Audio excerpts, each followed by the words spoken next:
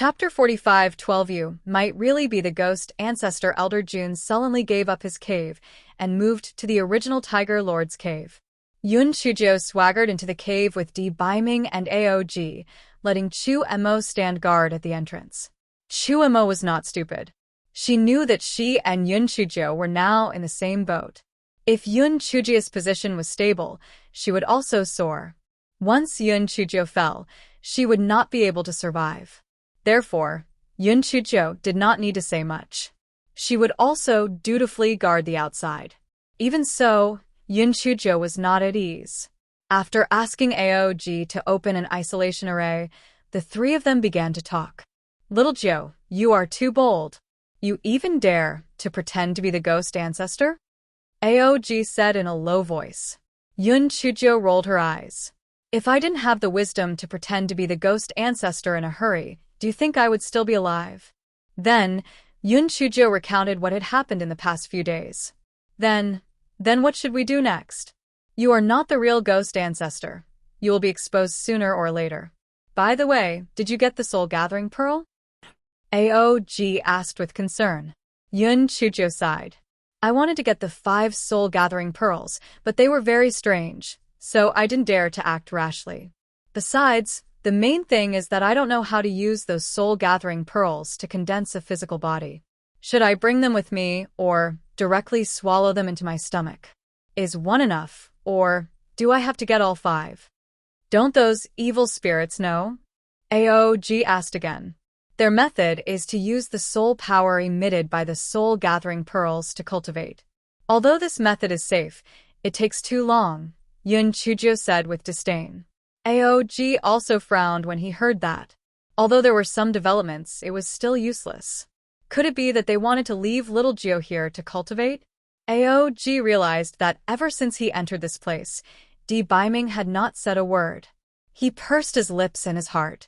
HMPH, he even said that his love for little Gio was stronger than gold, but it was just nice. Otherwise, how could he turn a blind eye to little Gio? Your Excellency, what do you think? Don't tell me you really left little Gio here to cultivate? Besides, if little Gio's fake ghost ancestor identity is exposed, I'm afraid none of us will benefit, Aog asked unhappily. Although Yun Chuji's image in his heart was somewhat disillusioned, when he saw his former love rival treat her so slowly, he still felt angry. Di Baiming's expression was somewhat solemn as he said slowly, perhaps little Gio is really the ghost ancestor. Aog almost sat on the ground. This lord was crazy, right? Little Gio was the ghost ancestor? Stop teasing him. According to the records, the ghost ancestor was an extraordinary figure. How could little Gio be the ghost ancestor? Hey Shinjo was stunned at first, then she giggled. Prince Charming, are you talking nonsense? It's not like you don't know my identity. How can I be the ghost ancestor? Don't tease me. Di Baiming knew that Yun Chujo was referring to her identity before she transmigrated. He said solemnly, although there are some parts that don't make sense, don't you think that everything is too coincidental? The 3 words outside the cave were almost exactly the same as what you wrote before. Also, why didn't those soul-gathering pearls attack you? Why did they pester you and play with you?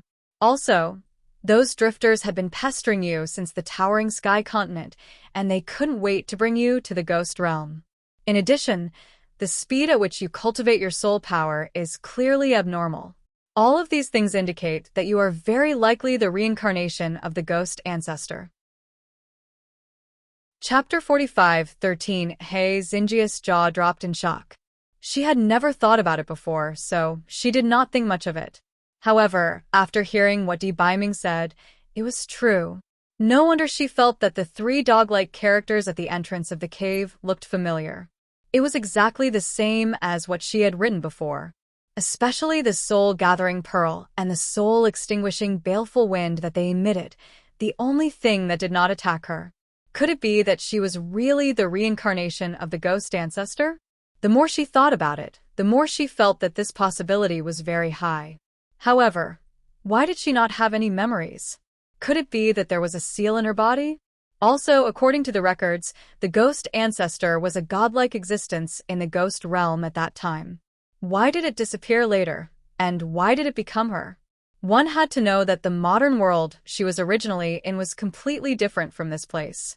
What exactly happened back then? Yun Chujio only felt that everything was a mess.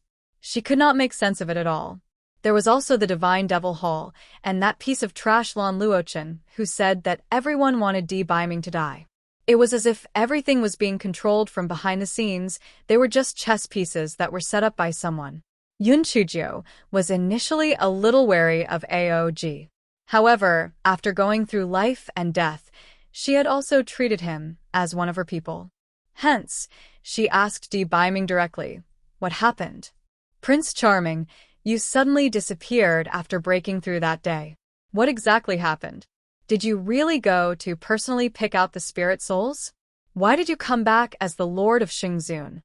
Aojis eyes immediately widened. He was also very curious. Where did this lord appear and disappear from? Xingzun shook his head and said with a bitter smile, "I didn't pick any spirit souls. When I broke through to the 9th layer of the origin realm, I was teleported back to the Dark Continent. I don't know if I triggered some seal or not. And the strange thing is that even though I'm in the immortal soul state, I still have a physical body in the Dark Continent. Due to the loss of my memory, I was unable to find the entrance to the Ghost Realm. It was only when AOG and the others mobilized their troops that I followed them into the Ghost Realm." Yun Chujio thought that it made sense. What Buttface said about choosing a spirit soul sounded unreliable. Perhaps it was fabricated by that dumbass to deceive her. Thinking of Buttface, this fellow did not feel very good. However, the most important thing now was to think of a way to condense a physical body before trying to find their whereabouts. The root of all this was on the bead that Princess Mayan crushed. However, Princess Mayan was already dead, and the bead was destroyed. What kind of bead was that? He thought that it was just a spirit-locking bead, but it seemed that he was wrong. After a moment of silence, Di Biming said, "Since those spirit-locking beads didn't hurt you, why don't you try to subdue them? They should know how to make you condense a physical body quickly." Yun Chujio nodded. She had no other choice but to give it a try. At this moment, Hei Xinjia's stomach growled. She glared at the two of them. "I just remembered that you didn't leave me anything to eat when you left. I would have starved to death if it weren't for those cabbages. Hurry up and make me something to eat. I want to eat meat. If I eat cabbages every day, I will turn into a rabbit." AOG immediately took out a few meat buns and handed them to Hei Xinjiao. Hei Xinjiao took them and started munching on them. Meat was still the most delicious. Di Biming frowned at the side. "Little Joe, why are you hungry now when you don't have a physical body? And you can still eat so many things? You can't have already condensed a physical body, right?" Chapter 45:14, He must have been blind back then. Hei Xinjiao rolled her eyes at Di Biming. "Nonsense. I was still a drifter when I went out to take care of the cabbages. Where did I get a physical body? That was a few days ago. Moreover, you hadn't eaten anything back then. Go out and try it now." Di Biming still felt that his judgment was correct. Yun Chujio rolled her eyes impatiently, but she still left the cave and walked towards the tunnel. Chu Mo did not understand and did not dare to ask, so he followed behind. Elder Jun had been watching the movements here. When he saw Yun Chujio and the others walking out, he thought that Yun Chujio was trying to escape, so he quickly chased after them. The others did not understand and followed behind. Hei Xinjiao walked to the entrance of the tunnel and looked at Di Biming provocatively. The meaning was self-evident. Very soon, he would be slapped in the face. However, after this guy walked into the tunnel, he found that he was still grounded. This guy jumped a few times in disbelief and even pulled out a few cabbages with his hands. It turned out to be real? What was going on? After being stunned for a while, he quickly looked into his dantian and was surprised to find that the three foodies, Guai Chao and Guai Chao, were still cooped up in his dantian. However, Buttface and Guai Chao were nowhere to be seen. Yun Chujio was really confused. Why were the three foodies not lost, but the other two? She wanted to ask the three foodies, but they couldn't speak. Guai Chao was still shamelessly acting cute. Yun Chujo couldn't be bothered with the three foodies. Besides, there were still a bunch of evil spirits waiting for her to deal with. These thoughts flashed through her mind instantly. Hei Xinjiu returned to the cave with her hands behind her back and said pretentiously, "See? I regain my physical form easily. As long as you are obedient, I guarantee that you will regain your physical form very soon." At this moment, even Elder June was a little more convinced of Yun Chujia's identity because it was really impossible to explain with common sense. Immediately, the evil spirits knelt down and praised her again. Hei Xinjiu pretended to say a few words and sent everyone away. Then, she brought Di Biming and Aog back to the cave. This guy stood on his tiptoes and kissed Di Biming on the lips. Then he said, "Great. I thought I wouldn't be able to have sex in 1,000 years. It's such a waste to let a top-notch beauty like you not enjoy it." Aog, he must have been blind in the past. How could such a scoundrel, lecherous, and shameless person be his lover? Fortunately, he had returned to normal. Di Biming's eyes darkened. He controlled the thought of holding Hei Xinjiu in his arms and punishing her. He said hoarsely, "Stop fooling around. Since you have recovered your physical form, let's leave this place quickly." At this moment, the ground began to tremble violently. Broken rocks began to fall from the ceiling of the cave, mixed with the screams of the evil spirits. Yun Chujiu and the other two quickly exited the cave. They found that the pathway had been completely blocked by falling rocks. Moreover, huge rocks began to fall from the ceiling of the cave. This place was about to collapse. Those evil spirits looked at Yun Chujiu in panic. "Ghost ancestor, what's going on? What should we do next?" They did not have a body. Although they would not be crushed to death, once they were outside, they would be unable to absorb soul power. They would definitely die. Yun Chujia's gaze landed on the ghost ancestor statue. "Let's go to the soul-gathering pearl." Chapter 45:15 saw the jade tablet of the spider lilies. Again, the evil spirits had already regarded Yun Chujiu as their backbone. When they heard that, they immediately moved the statue of the ghost ancestor away and followed Yun Chujiu into the passage. Aog frowned. The ground was trembling so badly. If they went down, wouldn't the situation be even worse? However, there seemed to be no other way, so he gagged and swallowed his words.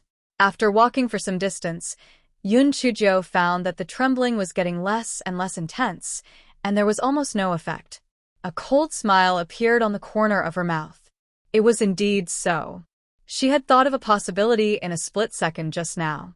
The ultimate goal of the mastermind might be to force her into the stone room with the soul-gathering pearl.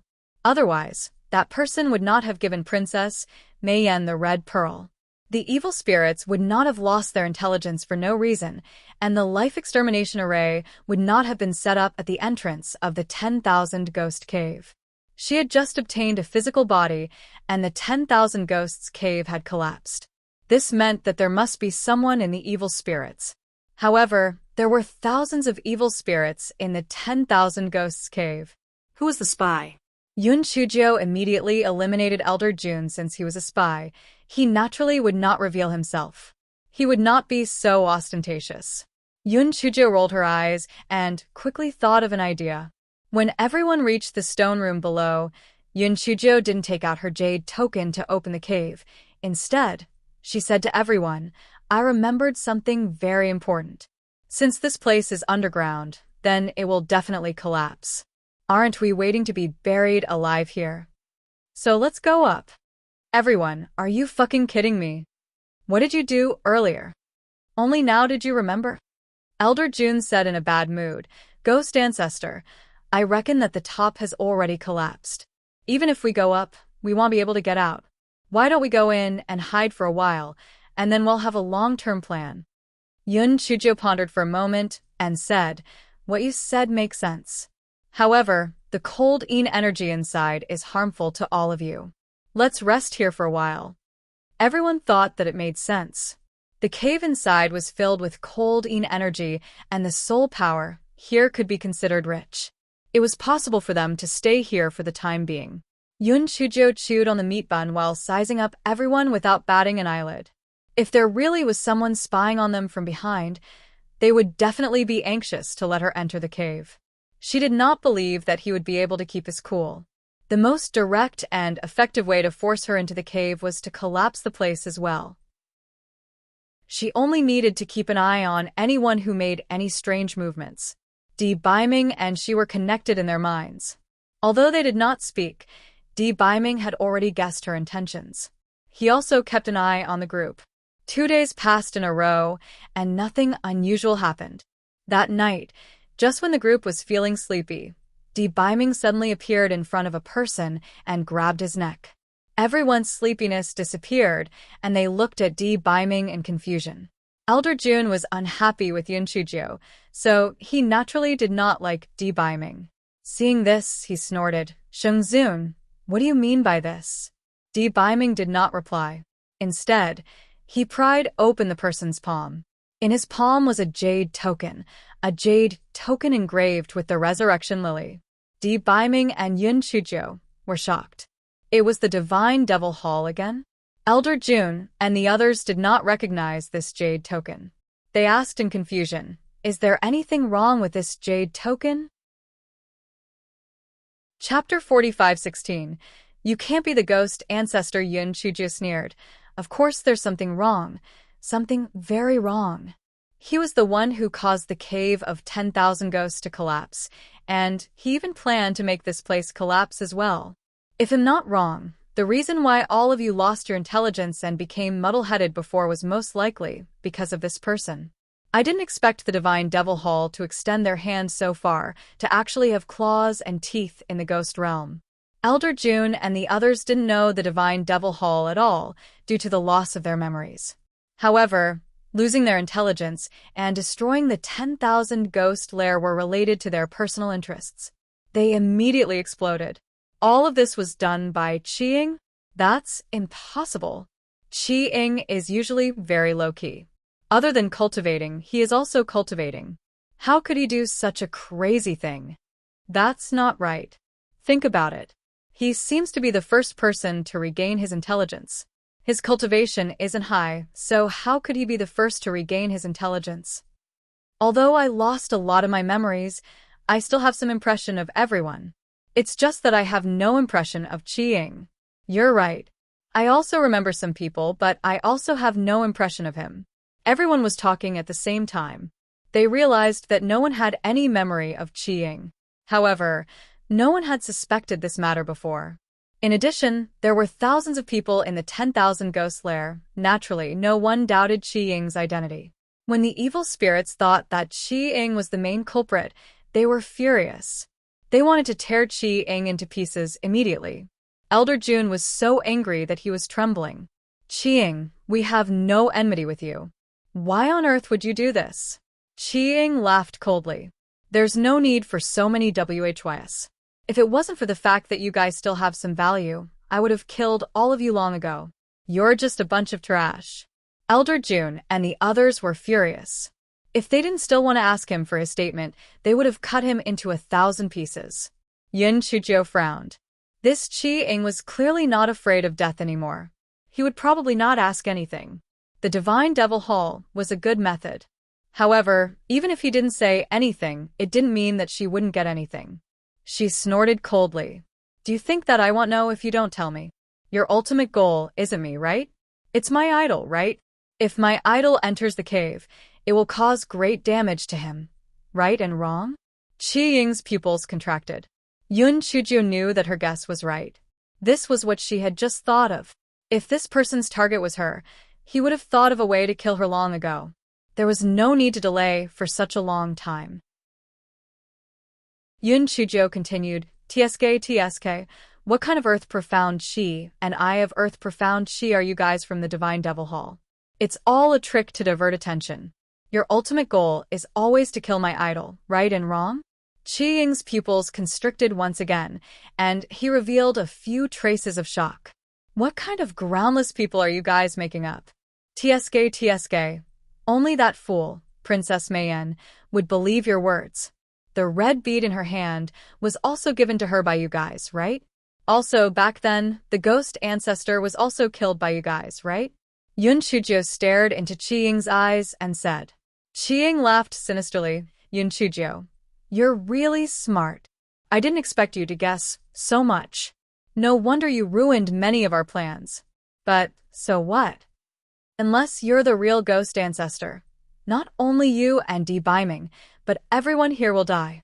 Don't tell me you really think you're the ghost ancestor? To tell you the truth, the ghost ancestor was already dead. So, you can't be the ghost. Chapter 45 17 Soul Exterminating Pearl. Although Yun Chujio's heart was greatly shaken, a disdainful smile appeared on her face. Dead as a doornail? Could it be that I popped out from the crack of a rock? Qi-Ying laughed maniacally again. Yun Chujio, I know that you have always been crafty and good at acting, but you can't fool me. You are not the reincarnation of the ghost ancestor at all. Because our people saw with their own eyes that the ghost ancestor had already turned into nothingness. If the ghost ancestor was not really dead, why do you think the lord of that time, Shengzun, would have? Qi-Ying realized that he had said too much at this point and snorted coldly. In short, you cannot be the ghost ancestor at all, and all of you will become nutrients for the 5 soul-exterminating pearls. You are all dead. Soul-exterminating pearls? That is clearly a soul-gathering pearl. When did it become a soul-exterminating pearl? Elder June shouted in terror. Qi-Ying's face revealed a proud expression. I had already swapped those 5 pearls. Those are clearly 5 soul-exterminating pearls. You bunch of idiots still use cabbages full of soul power to consecrate those soul-exterminating pearls, causing them to become more and more brutal. Ha! A bunch of idiots. Qi-Ying was even more pleased with himself. That's right, if you want to blame someone, blame that idiot ghost ancestor of yours. If it wasn't for her saying something stupid like, cabbages attract wealth when she was alive, how could I have taken advantage of it? Elder June and the rest were simply unable to contain their anger. At the same time, a huge panic surged in their hearts. All of this was planned by someone. Could it be that they really couldn't live? Qi-Ying, aren't you very pleased with yourself? Yun Chujio asked with a faint smile on the corner of her mouth. Qi-Ying frowned. According to common sense, shouldn't Yun Chujio have a face full of despair at this moment? How could she still smile? Humph. Of course I'm very proud. All of this was planned by our master. Di Biming is afraid of the blue glaze, so he would naturally think of ways to come to the ghost realm to find the red glaze. Originally, we were worried that we wouldn't be able to lure him here. Who would have thought that your appearance would give us a very good reason? In the end, it was you who harmed your lover, ha ha. Yun Chujio nodded. Your dogship master is indeed very cunning. Every step of ours is within his plan. It really makes people curious about his identity. Qi-Ying snorted coldly. A lowly trash like you doesn't have the right to know the identity of our master. If it wasn't for the fact that we wanted to deal with Di Biming, we would have killed you long ago and let you roam around the various continents. Yun Chujio nodded again. She was a little puzzled. Although she was quite smart and powerful, the divine devil hull didn't seem to have used their full strength to hunt her down. It turned out that they had left her to pin down the gigolo. Yun Chujio said with a faint smile, I am indeed a trash, but am afraid that your plot will not succeed. If it's according to what you said, those soul-gathering pearls have already been replaced by the soul-exterminating pearls, and am not the ghost ancestor. Then why didn't you kill me before? Qi-Ying frowned, HMPH. Those soul-exterminating pearls were just toying with you. Di Biming is the one they really wanted to devour. Keeping you alive must have been to lure Di Biming into the trap. Although Qi-Ying said so, he felt a little uneasy. That's right, those soul-exterminating pearls were reasonably brutal. Why didn't they kill Yun Chujio before? Chapter 45:18 Yun Chujio saw the hesitation in Qi-Ying's eyes and thought that there should be some variables in this. Perhaps they still had a chance to survive. Qi-Ying, all right. Even if we all die today, you won't be able to survive. Why are you so happy? Are you stupid? Yun Chujio pouted and said. Qi-Ying snorted coldly. If we can help our master, what's there to fear in death? You guys go ahead.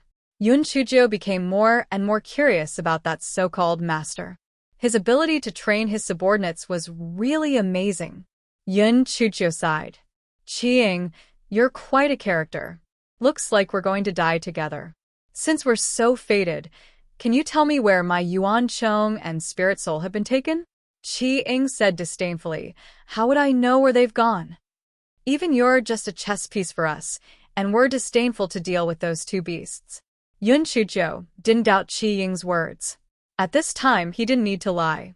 Then the question was, where did Buttface and Big Brick go? How did they disappear without a trace? Qiying saw that Yun Chuzhou didn't say anything for a long time and shouted, "Don't tell me you are still hoping that you can stay here for a long time." To tell you the truth, when I entered the cave, I had already done something. Even if I don't do anything, in 5 days, the soul-exterminating pearl will break out of the cave. You can only blame me for being too anxious earlier. Otherwise, you wouldn't have known who killed you until you died. Qiying's words immediately caused the evil spirits to panic. Someone even said, "Qiying, if we help you kill these 3 people, will you let us live?" Qiying laughed out loud. If that dead ghost ancestor knew that you guys had become so selfish, I wonder if he would be so angry that he would come back to life.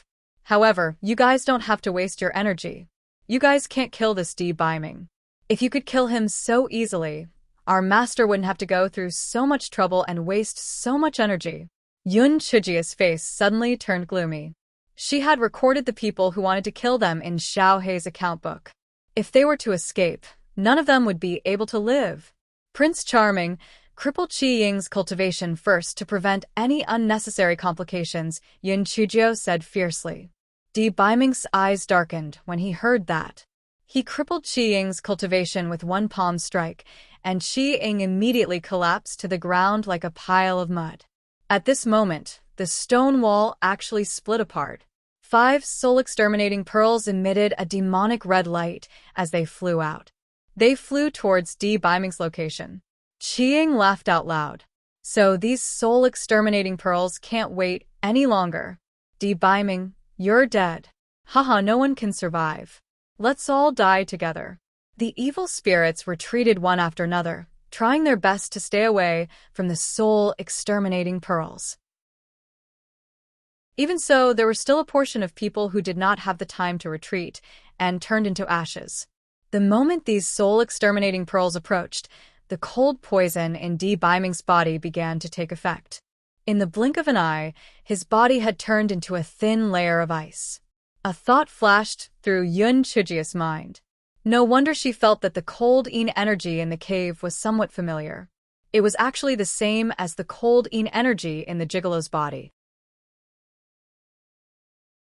Chapter 45-19. You are really the ghost ancestor. Countless purple lightning bolts appeared in Yun Chuzhou's eyes instantly. Her body was filled with killing intent. Anyone who dared to touch her was courting death. She rushed to Biming and looked at the 5 soul-exterminating pearls coldly. The 5 soul-exterminating pearls were trembling under her gaze, and the red light emitted from them became weaker. Qiying, who was lying on the ground, said in disbelief, What's going on? What are you afraid of her for? Attack. As long as you absorb that man's power, you can leave this damn place. The 5 soul-exterminating pearls once again shone with a bright red light, and they swooped down towards Yun Chuzhou. Although Biming was already suffering from the effects of the cold poison, he still used all his strength to push Yun Chuzhou to the side and said with difficulty, "Little Zhou, change your form and leave this place. Don't bother about me, I won't die." Yun Chuzhou was so angry that she turned around and gave Biming a slap on the face. She said fiercely, "Shut up." It was unknown whether it was because the cold poison had taken effect or because she was stunned by the slap. In short, she was stunned on the spot. Yun Chuzhou ignored him and suddenly jumped up. She actually rushed towards one of the soul-exterminating beads. Qiying mocked, "Do you think you can beat the soul-exterminating bead? Or are you planning to sacrifice yourself to feed the soul-exterminating bead?" How naive. Qiying's words came to an abrupt end because he saw Yun Chuzhou actually swallow the soul-exterminating pearl. According to common sense, As long as she got close to the soul-exterminating pearl, she should have turned into ashes. Why did she swallow the soul-exterminating pearl? The purple lightning in Yun Chujia's eyes crackled, and the remaining 4 soul-exterminating pearls were so frightened that they kept retreating. Yun Chujio did not give them any chance to dodge, and she used the air-controlling technique to grab another 2 with her left and right hands. She stuffed the remaining 2 soul-exterminating pearls into her mouth. The remaining 2 soul-exterminating pearls fled into the cave in fear. Yun Chujio followed closely behind. A moment later, the remaining 2 soul-exterminating pearls were also swallowed by He Xinjiu. The fellow burped and then fell back to the ground. Guai Chao swallowed all the cold yin qi in the 5 soul-exterminating beads, while the black bead swallowed the remaining 5 beads happily. Only the grand illusionary mirror shook disdainfully.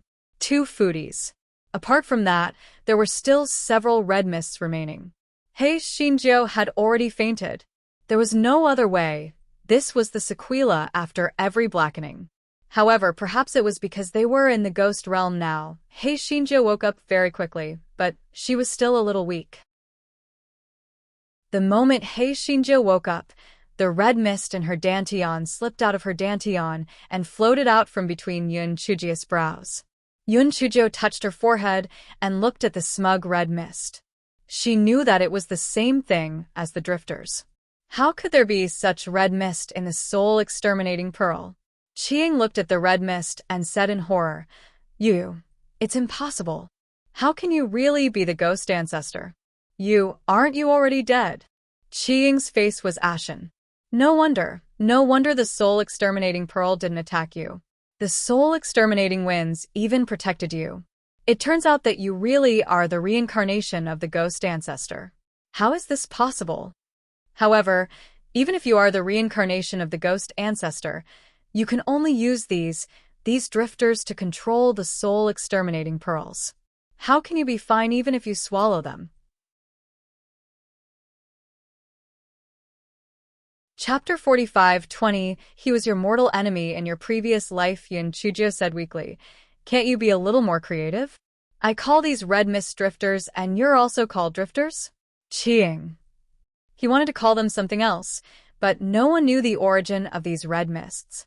Back then, the ghost ancestor had called them drifters, so he could only call them drifters. Yun Chujio ignored Qiang and looked at Di Baiming worriedly.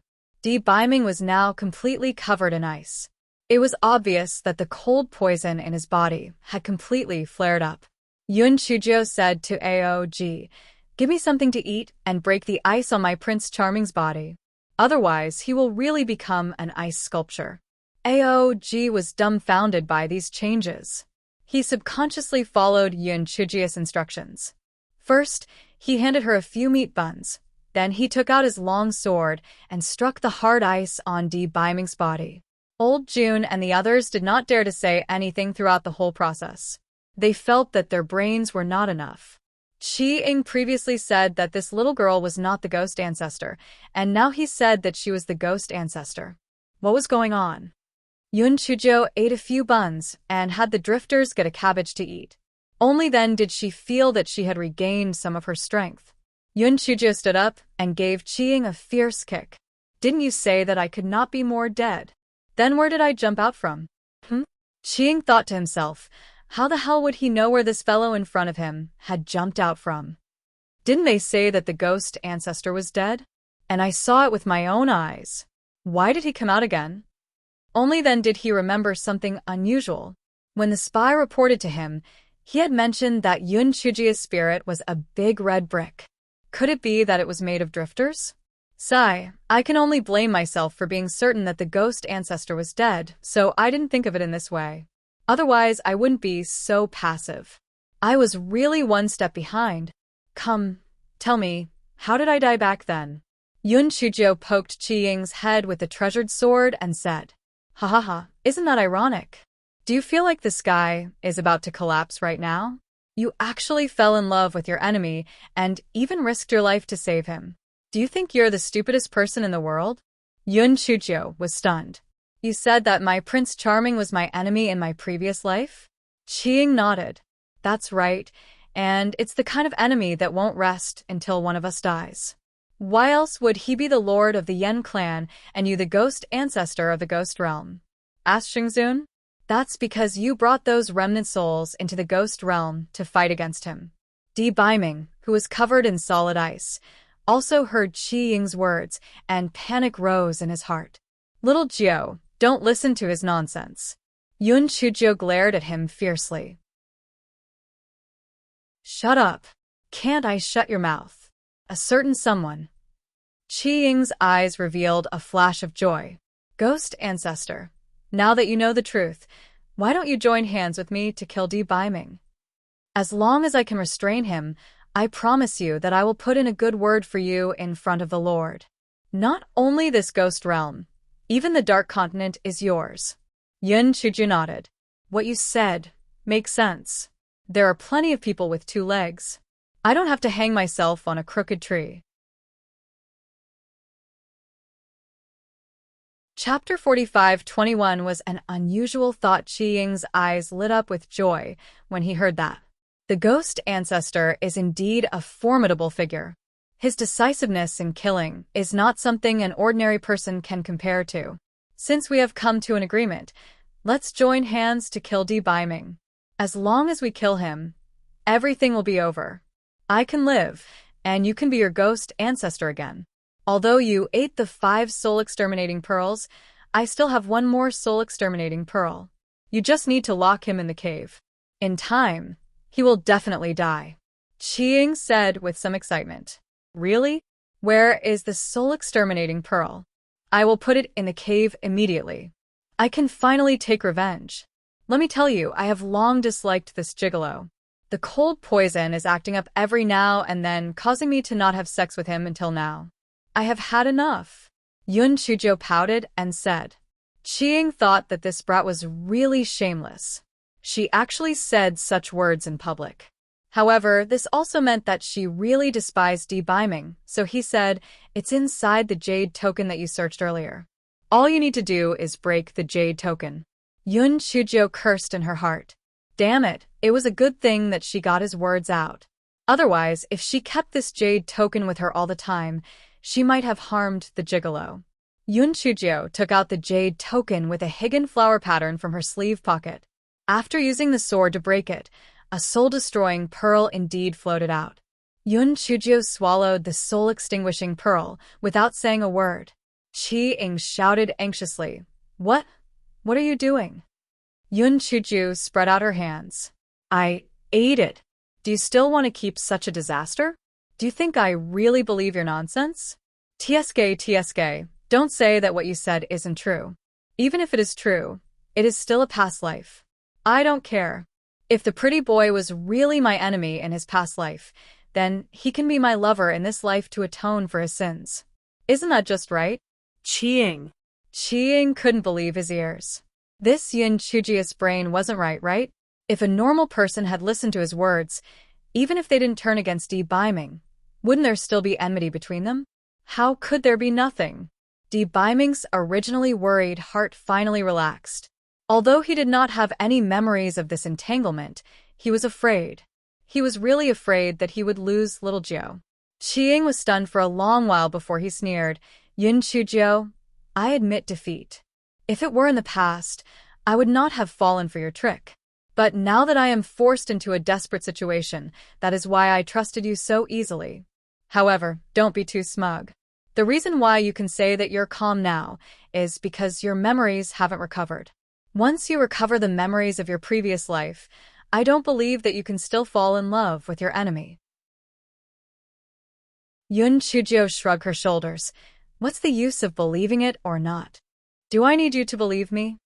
You even fucking said that I couldn't be any more dead, that I can't be alive and well? Also, taking a step back, everything you said is true. The gigolo is really my enemy. In my previous life, he has already repaid me. In this life, I am willing to love him, dote on him, and protect him. Are you jealous? Qi Ying was so angry that he almost vomited blood. How did this Yun Chujiu's head grow? How could she think so differently from the average person? Chapter 45-22. Little Shadow Chiang took a long time to recover before he gritted his teeth and said, Yun Chuju, you're just being stubborn. I don't believe that once you regain the memories of your previous life, you can still be as confident as you are now. Yun Chuju stared at Chiang for a few times when she heard that. It made Chiang's hair stand on end. Why are you looking at me? Yun Chuju said with a smile. If it weren't for the fact that we don't know each other, I would have thought that you had chased me in your previous life. This is between me and the gigolo. Why are you so anxious? Could it be that you fell in love with me at first sight? Chiang was so angry that he was twitching. He had seen shameless people before, but this was the first time he had seen such a shameless person. Yun Chujo, good, very good. I hope you won't forget what you said today when you recover your memory. I have nothing more to say. The winner takes all. Kill me. Chiang snorted coldly. He felt that if he continued talking, he would be so angry that he would die. Yun Chujo circled Chiang a few times, which made Chiang dumbfounded. He said angrily, if you want to fucking kill me, then hurry up. Why did you turn? Brother Chiang, I think you're a good person. There are very few people like you who would rather die than submit. How about you follow me in the future? Yun Chuju said with a smile. Chiang finally spat out a mouthful of blood. Brother Chiang? Follow her? This was a fucking lunatic. Brother Chiang, calm down. Even if you are very surprised and excited, don't spit out blood. I have always been open-minded, so I will forget about the past and accept you. Yun Chujo patted Chiang's shoulder and said, Chiang, I want to die quickly. Yun Chujo, just give up this idea. I will not betray my master. Just do it. Chiang said angrily. TSK, why are you so stubborn? How did you persuade me to surrender before? That master is just a useless snack, or else he wouldn't have been able to do anything to my Prince Charming all these years. Besides, he was so wicked. He was eating, drinking, and having fun by himself. How could you be so willing to be a ghost in this cave of 10,000 ghosts? Yun Chujo smiled like a wolf with a big tail. Chiang didn't say anything. He closed his eyes and looked like he was ready to die. Brother Chiang, don't you want to live until the day my memory is restored? Don't you want to see if I will part ways with the gigolo after my memory is restored? Chiang was annoyed by her boisterous words and snorted coldly. Humph. Even if I really want to see you two become enemies, I will not betray my master. Yun Chujo spread her hands. I didn't ask you to betray your master. I just asked you to follow me. Is this a contradiction? Chiang, do you think he is a 3-year-old child? However, he had a thought.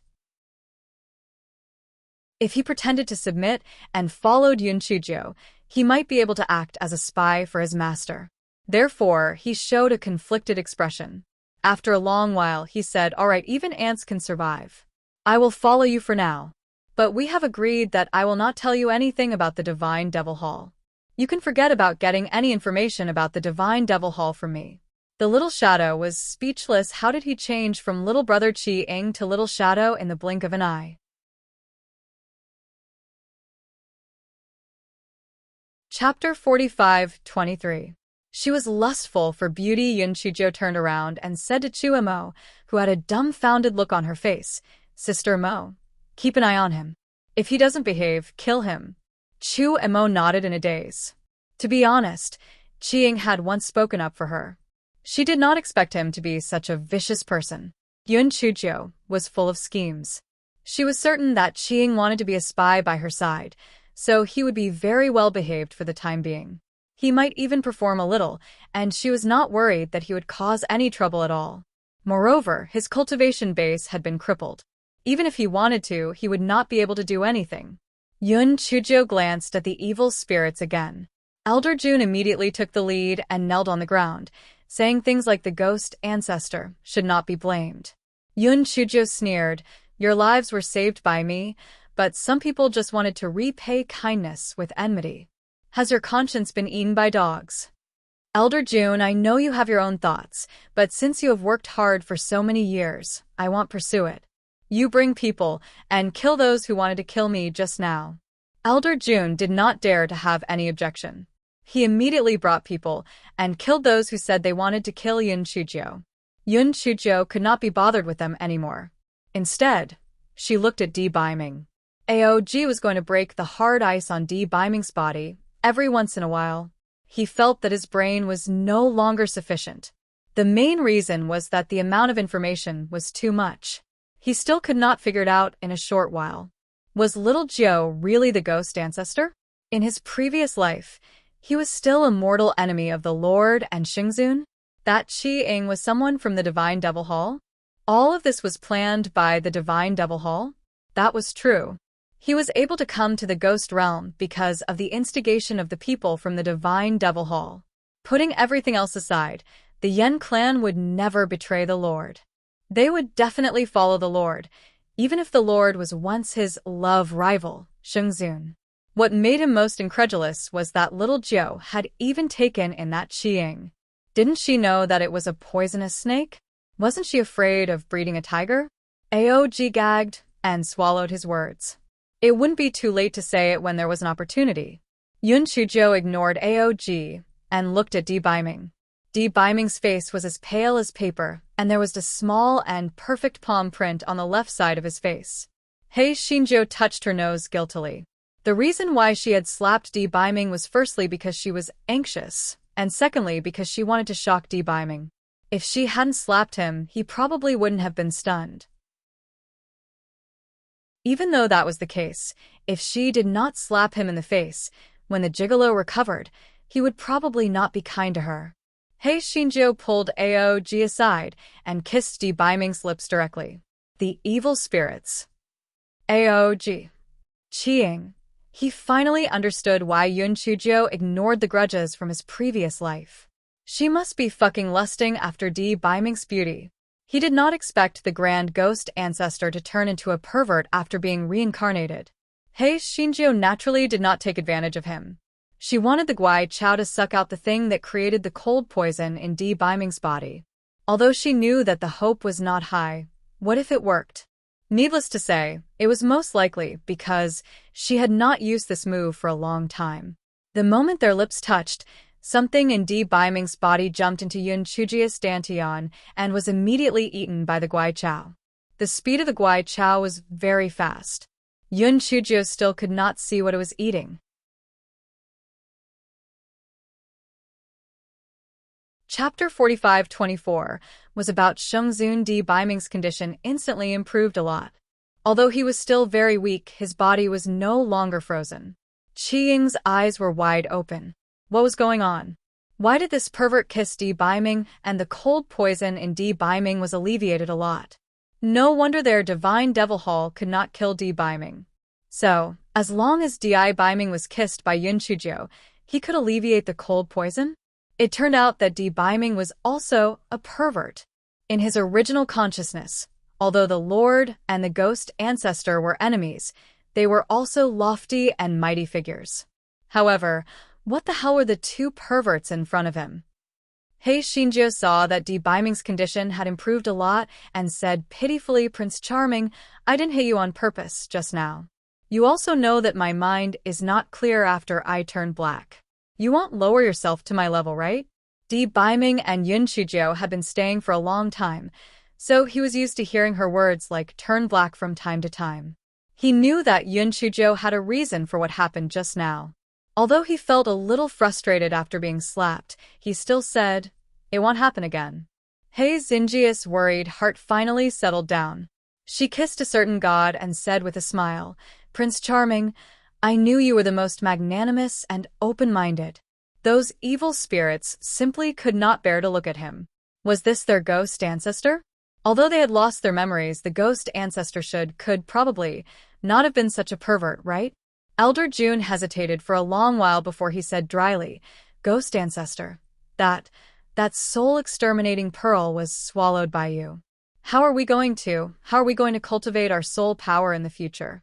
Yun Chuzhou was stunned. It was true.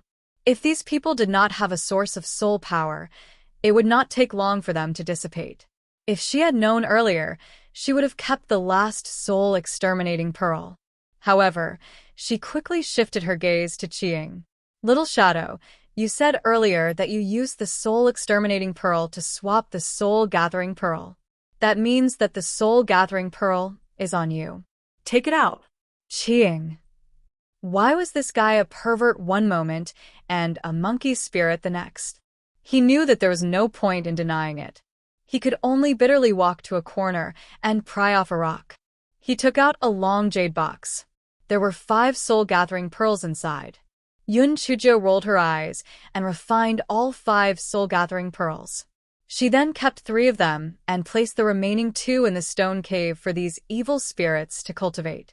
Those evil spirits naturally did not dare to object. Even if the ghost ancestor did not leave a single soul-gathering pearl for them, they would not dare to say anything. Yun Chujo looked at Qing again. Little Shadow, where do you think my Yuan Chong and spirit soul went? If you can provide any valuable clues, I will reward you handsomely. Qing scoffed at the reward that Yun Chujo mentioned in his heart. However, he had just submitted to her, so he could perform appropriately. Therefore, he asked Yun Chujo some details and racked his brain to analyze all kinds of possibilities. Ghost ancestor. To be honest, the bead I gave Princess Mayenne is the soul-devouring, spirit-locking bead. It is the most effective for people like you, who can change at will. Its function is to weaken your soul to the point that you can't even maintain your physical body. Since you don't have a physical body, the spirit souls and primary pets that you summoned will turn into ashes. They should be dead by now. Chapter 45-25. Where was he trapped? Bang. Yun Chujo kicked Qing to the side. Asked you to help me find their whereabouts. You fucking said that they were dead. Are you courting death? Qing had lost his cultivation. He almost fainted from He Xinjia's kick. He was completely stunned by the kick. According to his thoughts, since Yun Chujo had finally persuaded him to surrender, shouldn't she be polite to him? Why was she beating and scolding him now? Wasn't she afraid that he would go back on his word? Qing really wanted to resist, but when he thought of his hidden purpose, he gritted his teeth and endured it. A faint light flashed in Yun Chujo's eyes. Little girl, you're already like this, yet you still don't resist. It's obvious that you have other motives. Since that's the case, you'll suffer. Qing suppressed the anger in his heart and said, Ghost ancestor, I'm not cursing them to die. I'm just analyzing the possibilities. Since you're sure that they're still alive, something must have happened. As long as we find this anomaly, we can follow the clues and find their whereabouts. The evil spirits who are called trash. They didn't want to lose face, did they? Qing felt a strange sense of self-satisfaction. When he realized it, he immediately suppressed that little bit of self-satisfaction. They had become prisoners. What was there to be proud of? At this time, Yun Chujo asked, Then tell me what clues you found from this anomaly? Qing said with some uncertainty, Ghost ancestor, your spirit soul should be formed by the drifters, right? Yun Chujo did not hide it and nodded. Qing saw her nod and continued, If that's the case, the problem should be those drifters. They must have used some method to escape. Otherwise, it and your Yuan Chong would not be able to keep their lives. Yun Chujo felt that Qing's analysis was reasonable. However, where did the brick take it and Buttface? Moreover, it was obvious that they were trapped. Otherwise, Buttface would not have asked for help from her. Di Biming looked thoughtfully at the red mist floating around Yun Chujo. Little Joe, if the problem is with the brick, perhaps these drifters know where they are trapped. Yun Chujo felt that what he said made sense. She immediately asked the drifters, My spirit soul is formed by the same drifters as you. Do you know where my spirit soul and Yuan Chong went? The drifters seemed to understand Yun Chujo's words. They paused in the air for a moment and then rushed toward He Xinjia's glabella. He Xinjiu pulled them aside impatiently. I'm asking for their whereabouts, not to play with you. Besides, you're not my spirit soul now. Why are you drilling into my glabella? Speaking up to this point, Yun Chujo's heart stirred. After she summoned the spirit soul, the drifters appeared in front of her in the form of a big brick. If she summoned the spirit soul again, would she summon the big brick again? While she was at it, Would she get Buttface out as well? After she explained her thoughts, Qiying said, "Ghost ancestor, this place is quite special. There's no way to summon the spirit souls. If you want to try, you have to go out first." Yun Chujiu did not plan to stay here forever. She immediately instructed the evil spirits to start digging. After a few days, the evil spirits finally dug a tunnel.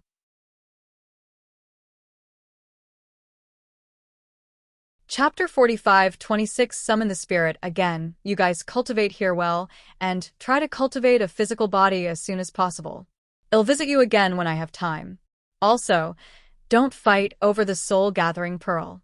If I find anyone who breaks the rules, I'll kill them without mercy. Yun Chujiu said sternly. The evil spirits nodded repeatedly.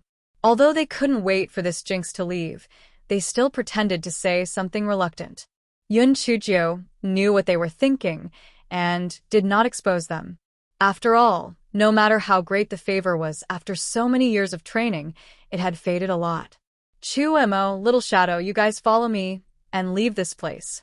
Chu Mo was stunned and looked at Yun Chujiu in shock. Little Jiu, no, ghost ancestor, you mean you want me to follow you in the future? Yun Chujiu nodded. Let's go. We'll talk when we get out. Chu Mo could not describe how excited she was. She was not stupid. Since Yun Chujiu wanted to bring her out, it was likely that she wanted to give her a soul-gathering pearl to condense into a physical form. Her dream of so many years was actually about to come true. This was simply like a dream. Old June and the others also understood this point. They were simply envious and jealous of Chu Mo, but they had no choice. They could only blame themselves for not having a good relationship with Yun Chujiu back then. Qiying's mood was also somewhat complicated. Could it be that Yun Chujiu really believed that he had submitted? She was actually willing to let him use the soul-gathering pearl? Wasn't that a little silly? How could he know that He Xinjiu was actually thinking in her heart that the bigger the bait, the bigger the fish? Only when there was sacrifice would there be gain. When the group of 5 arrived outside, they discovered that the 10,000 ghost lair had already become a pile of rubble. Even the life extermination array no longer existed. It had been a long, long time since Qiying had been outside. For a moment, a myriad of emotions mixed together, and his heart felt a little sour. Yun Chujiu did not waste any words and handed Qiying and Chu Mo each a soul-gathering pearl. She did not know the usage of the soul-gathering pearl before, and this was what Qiying had told her. It had to be said that although Qiying's heart was in Chao Ying's heart, he knew many things that Yun Chujiu did not know. Qiying and Chu Mo absorbed the soul power in the soul-gathering pearl according to Qiying's method, and very quickly condensed it into a solid form. Ghost ancestor. Although these 2 soul-gathering pearls have no soul power now, they will slowly recover in time. Qiying handed the 2 dim soul-gathering pearls to Yun Chujiu. Littling, you are really honest. Moreover, you are wholeheartedly thinking for this seat. This seat will not mistreat you in the future. Yun Chujiu said with a smile. The 5 of them found a quiet place, and Yun Chujiu began to summon the spirit according to the summoning ritual. After kowtowing 3 times, He Xinjiu bit her index finger in pain. With my body, I worship the ghost ancestor. With my blood, I summon the spirit. Rise. After saying that, she felt a little awkward. Fuck. Wasn't she worshipping herself? Everyone stared at Yun Chujiu, wondering if she could summon the big brick. After waiting for a long time, nothing was summoned. They couldn't help but feel discouraged. At this moment, Aog said in surprise, Little Jiu, look at those drifters. Yun Chujiu looked in the direction Aog was pointing at and saw that the drifters had formed 2 big words, save me. Yun Chujiu's heart skipped a beat. Could it be that after she held the summoning ceremony, these drifters had connected with the big brick? She was a little excited and asked the drifters, where are the big brick and Buttface? Chapter 45:27 had a lot of spirit souls after Yun Chujiu finished asking. She stared at the drifters with hope. The drifters formed 3 big words, no idea. Yun Chujiu. Where was her big kitchen knife? She wanted to cut someone, Qiying couldn't help but burst into laughter. He had poked a hornet's nest this time. He Xinjiu was already very depressed. She glared at him fiercely and said, "What are you laughing at? Are you gloating? Did you feed my soul-gathering pearl to the dogs?" Qiying. He finally knew that Yun Chujiu had subdued him to vent her anger. He was a little regretful now. Could he go back on his words? After scolding Qiying, Yun Chujiu said to the drifters, "Give me some valuable clues, or else I'll die there." The drifters were a little flustered, and after a moment, they formed 4 words: many spirit souls. Yun Chujiu frowned. Many spirit souls? What did that mean? Qiying quickly said in order to atone for his sins, "Ghost ancestor, I guess these drifters mean that there are many spirit souls in the place where they are." After Qiying finished speaking, the drifters formed a big word, "Yes. It seems that I have guessed correctly. There are indeed many spirit souls in the place where they are located. Then, there is a high chance that they are the headquarters of those spirit souls." However, after so many years, only the ghost ancestor knew where those spirit souls came from. Ghost ancestor? Think carefully. Where exactly are those spirit souls? Qiying's eyes flashed. Regarding this secret, their divine devil hall had searched for a long time, but had not found any clues. This time, he might be able to make a contribution. Yun Chujiu did not need to look to know what Qiying was thinking. However, she had no memory of the ghost ancestor, let alone where the spirit souls were hidden. What should she do? She could not ignore Big Brick and Buttface's lives. Although Dee Biming and the others were anxious for her, they could not help much. They knew very little about the spirit souls. The spirit soul's intelligence was not very high. Moreover, once the spirit soul was summoned, the past would be forgotten. Hence, it was useless to look for clues from the spirit soul. Qiying's mouth twitched in his heart. Wasn't it just the spirit soul and Yuan Chong? So what if they died? It was useless to wait until they left the ghost realm. Was there a need to be so anxious? However, he did not dare to say it out loud. He did not want to be scolded. At this moment, the black bead in Yun Chujiu's dantian trembled. Yun Chujiu was delighted. She used her divine sense to ask, "Glass bead, do you know where the spirit souls are?" The black bead trembled again. Although it could not speak, Yun Chujiu could feel that the black bead was rather smug and carried a hint of arrogance. It was obvious that it wanted Yun Chujiu to beg it. Yun Chujiu comforted herself. Endure it. It was not the first time that she had lost face as her master. That was true. The fellow said obsequiously, "Little bead, you are the most luxurious bead in the world. As long as you tell me the whereabouts of Buttface and Big Brick, I promise to get all the beads from the Nameless Sword sect for you when I return to Atlas Continent."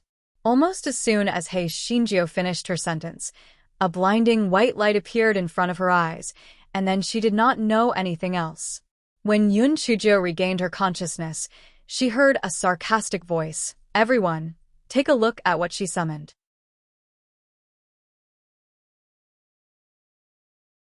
Chapter 45-28. She became a puppet. Yun Chujiu opened her eyes in confusion and was instantly stunned. How did she turn into a phantom again? Also, what the hell were those things down there? It was a woman who was talking, but why was there a rabbit's tail behind her? There were also people surrounding her. Some of them had antlers, some had a cow's nose, and one of them even had 4 legs. Yun Chujiu felt that she was probably dreaming.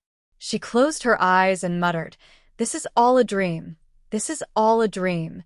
Even if you summoned a dagger, it would still be better than this useless human. Besides, the puppet you summoned is too ugly." Yun Chujiu almost burst out laughing. Yangchun Baishua? Her parents must have picked this person up, right? How did she come up with such a weird name? Wait a minute, she said that she summoned a useless puppet? She even said that the puppet was too ugly. Could they be talking about her? She, the grand ghost ancestor, had become a puppet? What kind of joke was this? She wanted to refute that she was not some bullshit puppet. She was the ghost ancestor. However, she realized that she could not speak. What the fuck? Just as Yun Chujia's heart was about to collapse, she heard a timid voice say, "Tu Meyer, I think she's just a little dark and pretty." Yun Chuju lowered her head and looked at the person who spoke. It was that Yongchun Baishua. She was very pretty, but the two goat horns on her head were a little out of place. Tu Meyer, the woman with a rabbit tail behind her, curled her lips. Yongchun Baishua, it doesn't matter if she's pretty or not. The most important thing is that she's trash. You're trash to begin with, and now you've summoned a trash puppet. When the battle starts, you'll be dragging us down again. Yongchun Baishua lowered her head and mumbled, "If I can't defeat them, I'll just kill myself. I won't be a burden to you." Tu Meyer snorted coldly. "That's great. Otherwise, we won't have the time to care about your life and death. Hurry up and take your useless puppet and get lost." Yongchun Baishua was probably too depressed, so she did not put He Xinjiu away.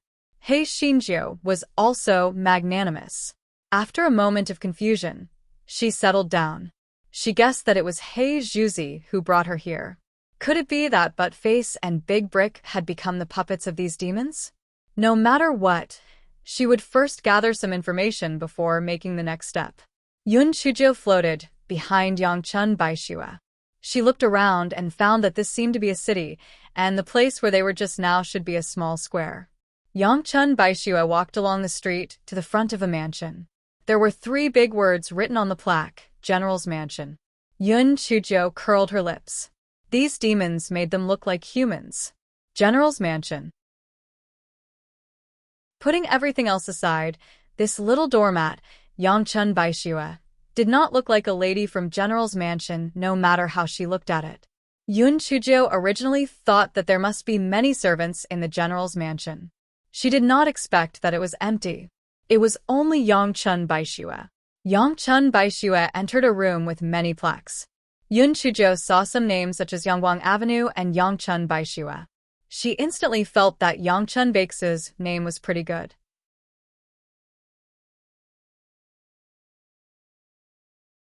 Chapter 45-29 was actually the monster race. Yongchun Baishua knelt on the futon, tears streaming down her face. "Father, Mother, I've let you all down.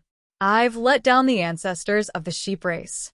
When you were alive, no one dared to bully the sheep race in the Eastern continent. But now, because of my daughter's incompetence, the sheep race has fallen to the point of being slaves to other monsters." Yun Chujiu was shocked. Demi-humans? No wonder these people all had strange appearances. They were actually demi-humans. Yun Chujiu had a guess in her heart. Could it be that the spirit soul summoned by the ghost clan was actually a demi-human? How was this possible? Moreover, she had only heard of the human clan, the yen clan, the demon clan, and the ghost clan. She had never heard of the demi-humans. Since they were such a large race, why was there no record of them? However, it was normal when she thought about it. Her knowledge was limited. She had never heard of the ghost race before, and she did not expect that she was the ghost ancestor. At this moment, she heard Yongchun Baishua crying again. "My daughter thought that she would summon a powerful puppet so that she could revive the Yongchun race. I didn't expect that she would summon the weakest human. My daughter is really useless." He Xinjiu was immediately unhappy. How could she be weak? She was the grand ghost ancestor. It was a tragedy. She had only enjoyed the treatment of the ghost ancestor for a few days, and she had already become a puppet of the demon clan. Was there anything more tragic than her? Her poor pretty boy, please don't be summoned by a demoness. Otherwise, she would smash the black bead into pieces. Yun Chujiu thought of the black bead and hurriedly looked inside her dantian. Seeing that the 3 old men, Guai Chao, were standing there calmly, she heaved a sigh of relief. Although these 3 swindlers were shameless, they were still useful at critical moments. Just as He Xinjia's thoughts were running wild, Yongchun Baishua raised her voice and said, "Father, Mother, don't worry. Although I'm useless, I want to grace my parents and the Yang clan on the battlefield. Even if I die on the battlefield, I won't be a deserter." Yun Chujiu thought to herself, "Oh, I thought I was just a pitiful victim. I didn't expect you to have some backbone." After Yangchun Baishue finished speaking, she turned around and left the ancestral hall. Only then did she remember that she hadn't kept the puppet. She muttered to herself, "It's really strange. Logically speaking, my demonic power is so low that I can't support the puppet for such a long time. Why hasn't she dissipated yet?" Yun Chujiu cursed in her heart. It was bad enough that she, the grand ghost ancestor, had become a puppet, but why had she dissipated? Dissipated my ass. Yangchun Baishue began to make hand seals with both hands in an attempt to recall He Xinjiu. However, she could not recall He Xinjiu even after a long time. Although He Xinjiu could not speak, it did not stop her from showing off.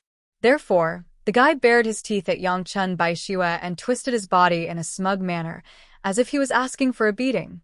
Yangchun Baishue was dumbfounded. The puppets that were summoned by others were usually weapons. Although some of them were slightly intelligent, she had never heard of such a lively one. What kind of thing did she summon? Yangchun Baishue was stunned for a while before she entered the study room. Yun Chujiu also followed her into the study room. She realized that the words on the books were different from those of the human race. However, the strange thing was that she actually knew all of them. He Xinjiu was a little confused, but thinking about it, she used to be a ghost ancestor, so it was not strange for her to know a few foreign languages. Yes, that was it.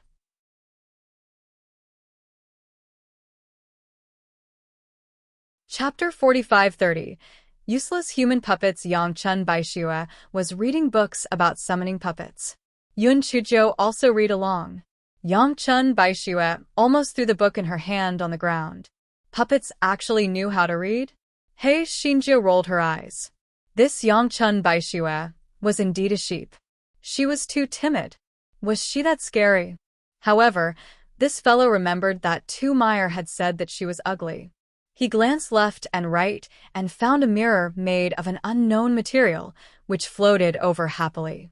When this fellow looked at the mirror, he was so angry that he started twitching. Damn black bead. It must have tricked her naked. Her facial features did not change much, but her face was as black as ink. It was even darker than when she had just transmigrated.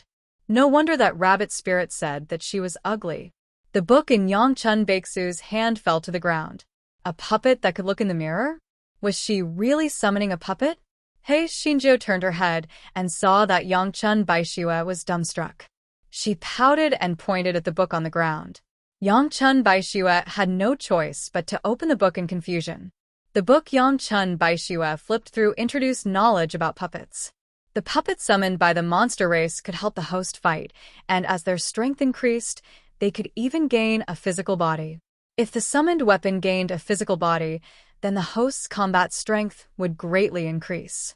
Most people would only summon a weapon. No matter how bad it was still an item. The most useless thing would be to summon a beast puppet or a human puppet. Not only was the combat power of these two puppets weak, but it was also very difficult to obtain a physical body. They were simply too weak. In a battle, if one side's puppet was a treasure sword and the other side's puppet was a human, the treasure sword would easily cut the human puppet, and the human puppet would lose its combat power. On the other hand, even if the human puppet broke the treasured sword puppet could still fight. Therefore, Yangchun Baishue summoned He Xinjiu, which attracted ridicule. After reading it, Yun Chujiu thought to herself, if Buttface really became someone's puppet, he would be despised as a dog. However, in this case, the condition of the big brick was probably better. Although it couldn't be compared to swords and sabers, it was at least an item-type puppet. After Yun Chujiu finished reading the book, she instructed Yangchun Baishue to help her flip through other books. She had no choice. She was a new puppet and did not know how to use demonic power. After flipping through a few books, He Xinjiu yawned and turned into a black light that disappeared between Yangchun Baixu's brows. Yangchun Baishue was stunned for a while before she checked her spiritual sense. She saw her puppet lying on its back and sleeping soundly. She shook her head. Although she did not know what was going on with her puppet, since she had already summoned it, she could only accept it. She smiled bitterly. It was probably because she was trash that the demon ancestor had given her a similarly trash puppet. Yangchun Baixue left the study and went to the kitchen to cook. No matter how difficult life was, she still had to live, right? Although she used to be the eldest daughter of the general's mansion, ever since her parents passed away, she had taken care of everything by herself. Her cooking skills were not bad. She simply fried a vegetable and cooked some porridge. Just as she was about to eat, Hei Xinjiu jumped out from between her brows.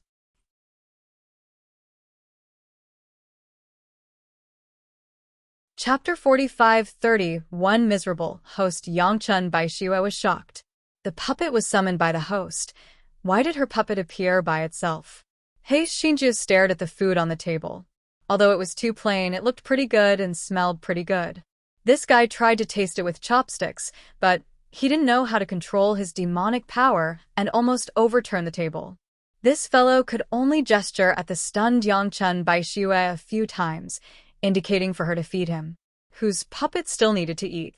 Even if it had cultivated a physical body, it had never heard of anyone's beast or human puppet needing to eat.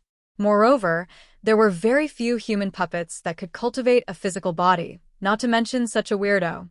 Yun Chujio saw that Yangchun Baixue did not move, and this fellow was a little unhappy. It was fine if she, the grand ghost ancestor, had deigned to become a puppet, but she actually did not give her food. Wasn't this too much? Once this fellow was unhappy, his already dark face turned even darker, like a charcoal ball. Yangchun Baixue was frightened by the aura that Yun Chujio emitted. Although she did not understand why a useless puppet had such a powerful aura, she still hurriedly fed her food. She thought to herself, this puppet was just fooling around. She did not have a physical body, so how could she eat? She reckoned that if she fed it, it would fall to the ground. However, a plate of vegetables was quickly emptied, and the small bowl of porridge was half empty. Yangchun Baixue was dumbfounded. Did she really eat it? Didn't she not have a physical body? Where did all those things go?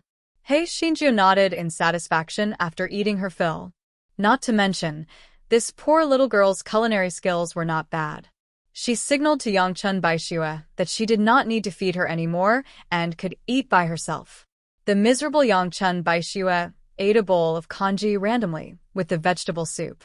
She thought to herself, other people's puppets did not need to eat or drink, and they had very strong combat abilities. Her puppet was not only a good-for-nothing, but she also had to serve her to read and feed her. The puppet that she summoned was not a puppet, but a fucking ancestor. Hei Xinjiu was refreshed after eating and drinking. She instructed Yangchun Baixue to bring her to the study room to read books. Yangchun Baixue had no choice but to go to the study room and help Hei Xinjiu flip through books. She felt extremely miserable in her heart. There was no other puppet who loved to read.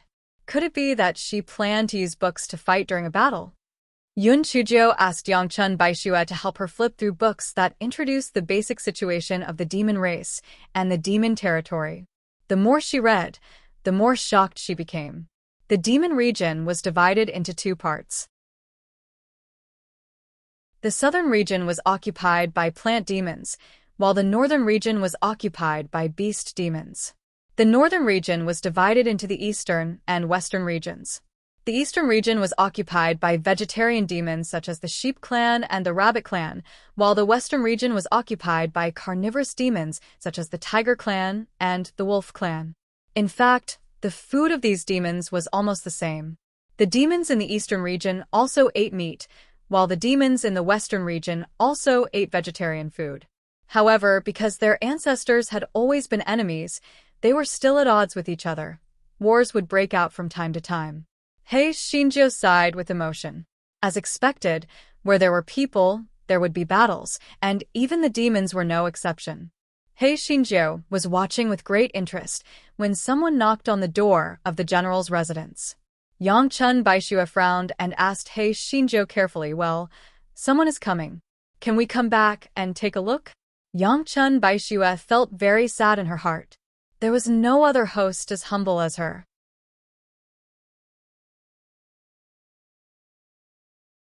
Chapter 45:32 Imperial Edict. He Xinjiu looked at Yangchun Baixue as if she was a wronged wife and only had one word in her heart.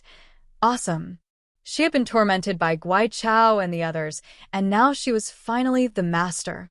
He Xinjiu nodded with a smile and took the lead to float towards the door. The two of them walked out of the study room. Before they reached the entrance of the courtyard, they heard someone cursing, "Yangchun Baixue, are you deaf? Get out of there now." He Xinjiu frowned. It seemed that this poor girl had been bullied a lot. After Yangchun Baixue opened the door, she was pushed by someone and staggered. "You piece of trash. Why did you only come to open the door?" Yangchun Baixue steadied herself and looked at the person who spoke. "Tu Meyer, why are you looking for me?" "Nonsense. Do you think I would come to your Jinx's place if I had nothing to do?" "Eunuch Ma, read the Imperial Edict," Tu Meyer said proudly.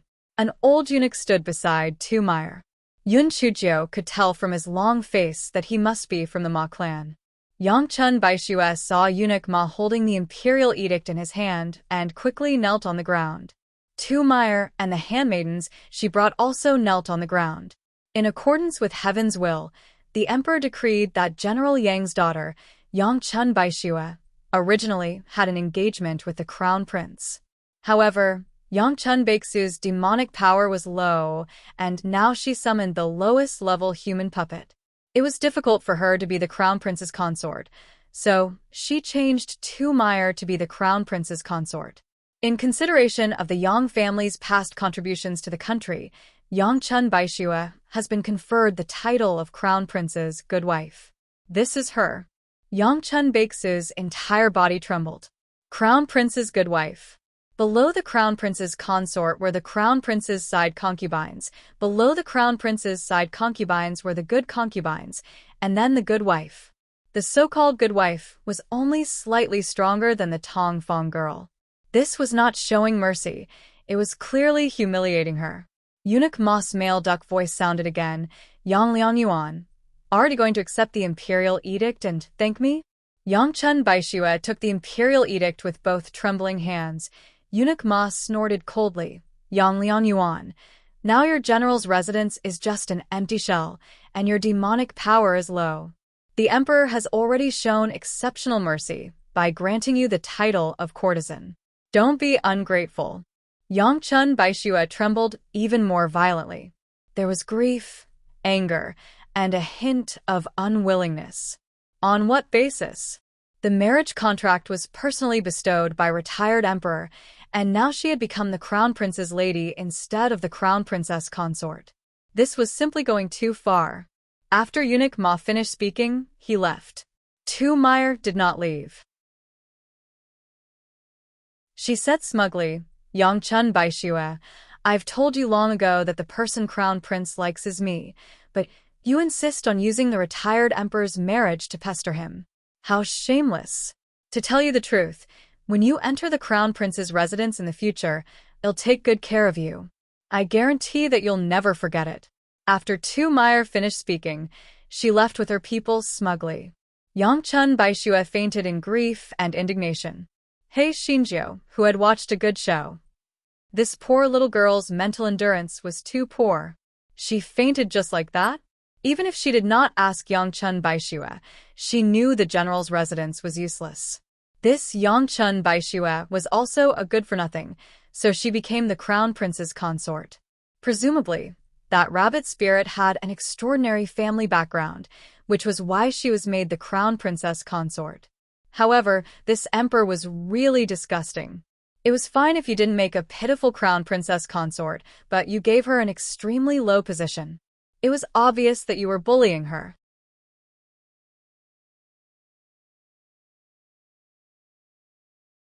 Chapter 45-33. Becoming a demon emperor herself, He Xinjiu was unable to control her demonic energy precisely, so she was unable to move Yangchun Baixue. Therefore, the fellow floated to the wall of the courtyard and lay down lazily.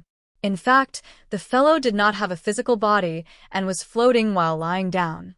However, the fellow felt that it was very comfortable psychologically. It was not as delicious as dumplings, and it was better to lie down. Yangchun Baixue was just angry for a moment, but she soon woke up. Just when she was confused, someone walked over. "Swear, what's wrong?" A man in bright yellow clothes walked over quickly and helped Yang Chun Baishu up. The man was quite handsome, but he had a pair of antlers on his head. He Xinjiu laughed in her heart. It seemed that the royal family of the Eastern continent was a dear clan. When Yang Chun Baishu saw who it was, her eyes lit up with surprise. "Your Highness the Crown Prince? Has the Emperor changed his edict?" Crown Prince Lu Zian shook his head in embarrassment. "Swear, how can Father's edict be changed so easily? I've been trying to persuade Father for a long time, but Father insisted on giving the edict. You won't blame me, right?" Yun Chuzhou rolled her eyes. This Crown Prince was simply a male version of a white lotus. Yang Chun Baishu revealed a bitter smile. "Blame you? How would I dare to blame Your Highness the Crown Prince? It's just my fate. Your Highness the Crown Prince, since things have come to this, I wonder if you can agree to a request of mine?" Lu Zian nodded. "Swear, tell me, as long as I can do it, I will do my best." "Your Highness the Crown Prince, then please come with me to meet the Emperor and cripple my Crown Prince's good wife.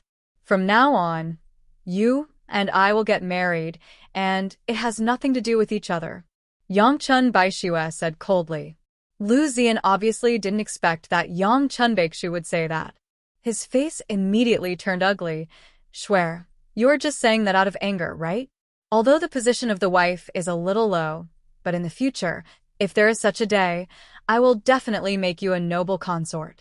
Why are you so calculative?" Yun Chuzhou was about to burst into laughter. This bullshit Crown Prince was really shameless. What was calculative? The poor little girl was originally the Crown Princess consort who was demoted to a concubine, yet she still had to be grateful? Yang Chun Baishu's expression became even colder, but she straightened her back and said, "Your Highness Crown Prince, our Yang family has an ancestral rule that the Yang family's daughter will never be a concubine, so I cannot afford this good wife, Crown Prince. If you are not willing to face the saint with me, I will face the saint alone." Lu Zian sneered. "Swear, you are just an orphan girl now, and your demonic power is low. You have even summoned a useless puppet. Without my protection, not only your mansion, but also your life will be lost."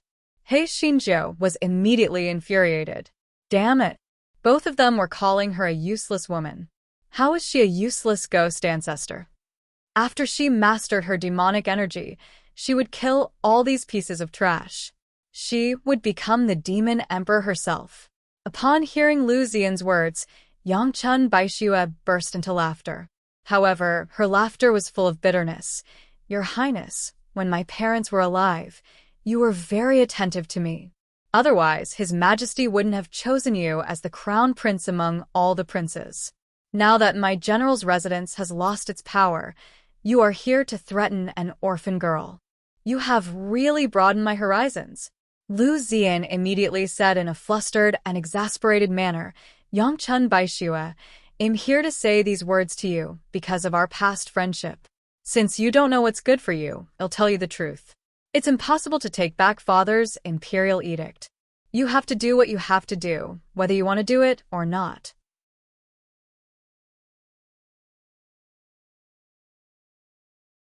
Chapter 45:34. "I want to eat meat." Yang Chun Baishu straightened her back and said in a cold voice, "You have to do it even if you don't want it? What if I die?" Lu Zian was stunned at first. Then he said viciously, "Die? Even if you die, you have to die as the Crown Prince's good wife." Lu Zian saw that Yang Chun Baishu had suffered a blow and said hypocritically, "Swear, what we said just now is just words of anger. Stay at home and prepare for marriage. When you get married, I will definitely treat you well." Seeing that Yang Chun Baishu was in a daze, the corners of his mouth curled up into a disdainful smile. He turned around and left. However, he suddenly shivered and felt a strong murderous intent. He turned his head and saw He Xinjiu lying on the wall of the courtyard. Lu Zian immediately showed a contemptuous look. He must have been hallucinating. It was impossible for this useless puppet to have such strong killing intent. He snorted coldly and left with his men. Yun Chuju narrowed her eyes and looked at Lu Xian's back. It seemed that there were scumbags in all races and races. This Lu Xian was really a scumbag. He Xinju sighed for a while and floated down. She saw that Yangchun Baixue was still in a daze, so she waved her claws at Yangchun Baixue. Yangchun Baixue finally came back to her senses. She ignored He Xinjiu and staggered into the courtyard to close the door. He Xinjiu, who was locked outside the door. Hey, did you forget something? Your puppet is still outside.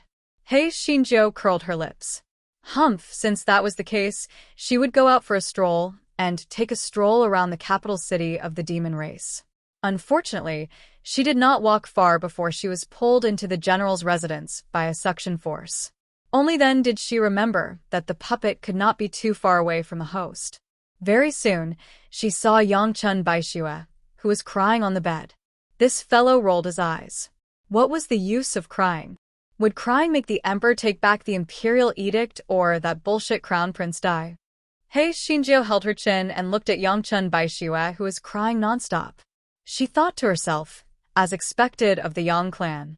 Their crying skills were really amazing. So, hungry, shouldn't it be time for dinner? This fellow was so hungry that it was unbearable. She tried to adjust the demonic power in her body. With great difficulty, she concentrated the demonic power on one finger and poked Yangchun Baixue, who was crying nonstop. Yangchun Baixue was stunned. She looked at He Xinjiu in disbelief. She was poked by a puppet just now. How is this possible? Didn't she not have a physical body? And she was sure that it was a finger that poked her, not the demonic power. How was this possible? Yun Chujiu was not in the mood to pay attention to her surprise. She mouthed, "Cook, cook, cook." Yangchun Baixue. She used to have a mute slave by her side, so she could read lips. She immediately understood that Yun Chujiu was talking about cooking. The puppet she summoned was not a puppet, but a good-for-nothing, right? Also, whose puppet could speak? Although it did not make a sound, the mouth shape clearly indicated that she could speak. Yun Chujiu saw that Yangchun Baixue seemed to understand her mouth shape and immediately said excitedly, "Little meme, I want to eat meat. I want to eat meat." Yangchun Baixue. What the hell was little meme?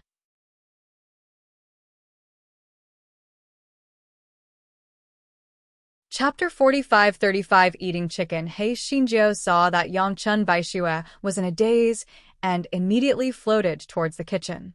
Yangchun Baixue came back to her senses and quickly followed. However, after being interrupted by He Xinjiu, her originally sorrowful mood was somewhat alleviated. She began to wash the rice and cook while He Xinjiu floated outside the kitchen to play. This guy thought that it was actually quite good to be a puppet. He could play with food and drink. Yangchun Baixue recalled that Yun Chujiu said that she wanted to eat meat, but there were only vegetables and no meat in the kitchen. When she was at a loss, she heard the screams of a chicken coming from outside. She ran out and saw that her weird puppet was chasing after a chicken. As she was not familiar with her demonic power, she could not catch the chicken, but it was covered in feathers. When He Xinjiu saw Yangchun Baixue, she immediately said excitedly, "Eat the chicken, eat the chicken, eat the chicken." Yangchun Baixue looked at He Xinjiu speechlessly and had no choice but to catch the chicken and start to clean it up. There were also ordinary wild beasts in the demon territory. These beasts were similar to the beasts of the human world and did not have the slightest bit of intelligence. Therefore, these demons did not feel any psychological pressure when they ate these wild beasts. He Xinjiu stroked her chin as she watched Yangchun Baixue kill the chicken. She thought to herself that although little Meme liked to cry a little, it treated her puppet pretty well. It actually killed the chicken. Yangchun Baixue cleaned up the chicken and put it into the pot to stew. He Xinjiu stared at it with her eyes wide open. She was so greedy that she could not stop. Yangchun Baixue was speechless when she saw her greedy look. Was she summoning a puppet or a good-for-nothing? When the chicken was cooked, Yangchun Baixue fed He Xinjiu again. After He Xinjiu had eaten her fill, she jumped back to Yangchun Baixue and fell asleep. Yangchun Baixue smiled bitterly. She was summoning an ancestor. She was in a bad mood and could not eat after eating half a bowl of rice. He Xinjiu had a good sleep. When she walked out, she found Yangchun Baixue crying in the ancestral hall again. She could not help but roll her eyes. This little meme was good at everything except crying. Stop crying. It's so annoying, He Xinjiu said unhappily. Yangchun Baixue, who was crying. He Xinjiu saw that Yangchun Baixue was crying nonstop. It was as if Tang Sanzang was reciting the scriptures. She simply floated outside. It was better to be out of sight than out of mind. To her surprise, Yangchun Baixue also came out. She said while crying, "Do you also think that I'm useless? I can't do anything except cry." Yun Chuzhou rolled her eyes and said word by word, "You know how to cook." She thought for a moment and added sincerely, "It's quite delicious." Yangchun Baixue. However, after being teased by He Xinjiu, her sadness was somewhat relieved. She sobbed and said, "I know that I'm useless, but my demon essence is different from others. I've tried my best to cultivate it to this level. I'm cultivating when others are resting, and I'm cultivating when others are playing. But even so, I'm still the weakest." Yangchun Baixue didn't expect Yun Chuzhou to come for her. She just found a person to talk to and continued, "When father and mother were alive, none of them dared to bully me. Even though I was useless, they all fawned on me and flattered me. But after father and mother passed away, everything changed."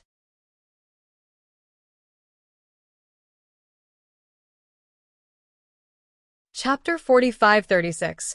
Where did the confidence come from? He Xinjiu was not surprised by what Yangchun Baixue said at all. Human relationships were always cold and warm. Yangchun Baixue said self-mockingly, "I was blind in the past and thought that the crown prince had a sincere heart for me. However, ever since my parents passed away, I knew that he only took a fancy to my parents' power. The reason why he didn't let me go was because he suspected that my parents had left me some treasures and wanted to keep them for himself. Moreover, he could also leave a good reputation and give the sheep tribe an explanation." Yun Chuzhou nodded. Although the little ba liked to cry, it was still clear-headed. "Then what do you plan to do?" "Tomorrow morning, I will go to meet the emperor and request the emperor to revoke the marriage. Even if I am punished, I will not become some crown prince's wife." Yun Chuzhou shook her head. "Since they have already planned it out, they will not revoke the marriage. Even so, I still want to give it a try. If worst comes to worst, I will just crash into the Golden Hall and die," Yangchun Baixue said firmly. "Little meme, it's better to die than to stay alive." "Don't be a fool," He Xinjiu advised. A trace of warmth welled up in Yangchun Baixue's heart. Although this puppet was a little weird, it still cared about her. "It doesn't matter if you die. Who will cook for me? Besides, if you die, will I die as well? I haven't lived long enough. You are not allowed to die," He Xinjiu said fiercely. Yangchun Baixue. "Little meme, your parents definitely don't want you to die like this. If you commit suicide, would it be worth it to them? Isn't it just an engagement? What's so difficult about it? Don't worry, as long as I'm here, no one will dare to make things difficult for you," He Xinjiu said confidently. Yangchun Baixue looked at He Xinjiu speechlessly. Where did this good-for-nothing puppet get his confidence from? However, Yun Chuzhiu's words had touched her. She could not die just like that. Otherwise, she would not have the face to meet her parents. Yangchun Baixue listened to He Xinjiu's boisterous words, and her mouth opened wide in surprise. Could this work? However, she was at a loss and could only try her best. The next morning, Yangchun Baixue waited on the puppet ancestor for breakfast before bringing He Xinjiu out of the general's residence. He Xinjiu looked around as she floated. She was amazed. The imperial city of the demon race was quite prosperous. It was really strange that there were no records of such a large demon realm in the outside world. When they were about to reach the imperial palace, He Xinjiu jumped into Yangchun Baixue's brows under her pleas. Anyway, she could see and hear everything with her spiritual sense, so they could just go in. Yangchun Baixue took a deep breath. She had always lived as if she was treading on thin ice. She did not dare to take even half a step. However, today, for the sake of her parents' face and the dignity of the Yangs, she was willing to risk everything. When the Imperial Guards saw Yangchun Baishua step forward to stop her, Yangchun Baishua sneered, "The Imperial Edict in my hand is the retired Emperor's. Who dares to stop me?" When the Imperial Guards saw the Imperial Edict in Yangchun Baishua's hand, they immediately did not dare to come any closer. They even knelt on the ground. Yangchun Baishua straightened her back and held the Imperial Edict as she walked step by step into the throne room. She was glad that the good-for-nothing puppet had given her the idea. Otherwise, she would have been chased away by someone with an excuse if she could not even enter the throne room. There was an early morning court today. Yangchun Baishua felt a lot of pity, schadenfreude, or cold gazes the moment she walked into the throne room.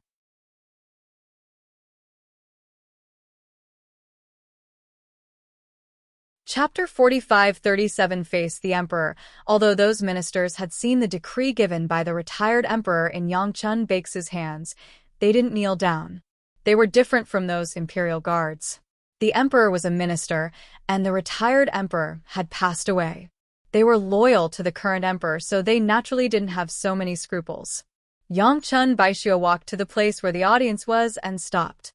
"Your Majesty, I have the imperial edict of the retired emperor, so it is not convenient for me to bow to you." "Your Majesty, please do not blame me," Yangchun Baishua said in a neither servile nor overbearing manner. Although Yangchun Baishua looked very calm on the surface, her legs were actually trembling. Could that good-for-nothing puppet's rotten idea work? The emperor would not directly condemn her, right? Emperor Kong Xiao, who was on the dragon throne, frowned. This Yangchun Baishua had always been very timid. Today, she actually had the audacity to come here with the imperial edict of the retired emperor. What did she want to do?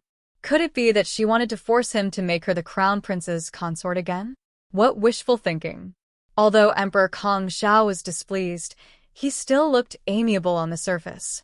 "Little Schwer, you came here today to thank me, right? I know all your intentions. You can leave now." He Xinjiu curled her lips. This Emperor Kong Xiao was indeed cunning, much more cunning than his White Lotus son Duan. Yangchun Baishua thought of Yun Chujia's plan and did not say a word. She just sobbed. She was already sad, so naturally, she cried her heart out. Some of the ministers had already expressed their sympathy for her situation, but now that they saw her crying so sadly, the sympathy on their faces grew even stronger. Yangchun Baishua avoided Lu Xian's outstretched hand and sobbed as she said, "Your Majesty, I know that my demonic power is too low to be a match for the crown prince, so I implore your Majesty to take back your order and reward me with free marriage in the future." Emperor Kong Xiao's face immediately darkened. "Little Schwer, are you blaming me for changing you from the crown prince's wife to the crown prince's wife? The crown prince's wife will be the mother of a country in the future. Your demonic power is so weak, and your puppet is a human. I had no choice but to change my position as the crown prince's wife. However, on account of the fact that you have no one to rely on, I have made you the crown prince's wife. What are you still unhappy about?" If it was in the past, Yangchun Baishua would probably not be able to say anything as she was intimidated by Emperor Kong Xiao's pressure. But when she thought of her parents' face, the dignity of the Yang clan, and the words that Yun Chujiu had told her, she clenched her fists tightly and said, "Your Majesty, I dare not have any dissatisfaction. I also know your good intentions. But I know that I am not worthy of the crown prince, and I am not willing to drag the crown prince down. Please take back your orders." If it were not for Yun Chujiu's instructions, Yangchun Baishua would definitely say something about the Yang family's ancestral teachings that the Yang family's daughters would never be concubines. If that was the case, Emperor Kong Xiao would be labeled as having a country greater than his family and a ruler greater than his subjects. Yangchun Baishua would be rendered speechless. However, she was using the fact that she was not worthy of the crown prince as an excuse. Emperor Kong Xiao could not slap his own face and insist that Yangchun Baixue was worthy of the crown prince. Emperor Kong Xiao did not know what to do at the moment. He was naturally unwilling to cancel the marriage. However, Yangchun Baixue was holding the imperial edict of the retired emperor and was a loyal subject. It was not appropriate for him to turn hostile.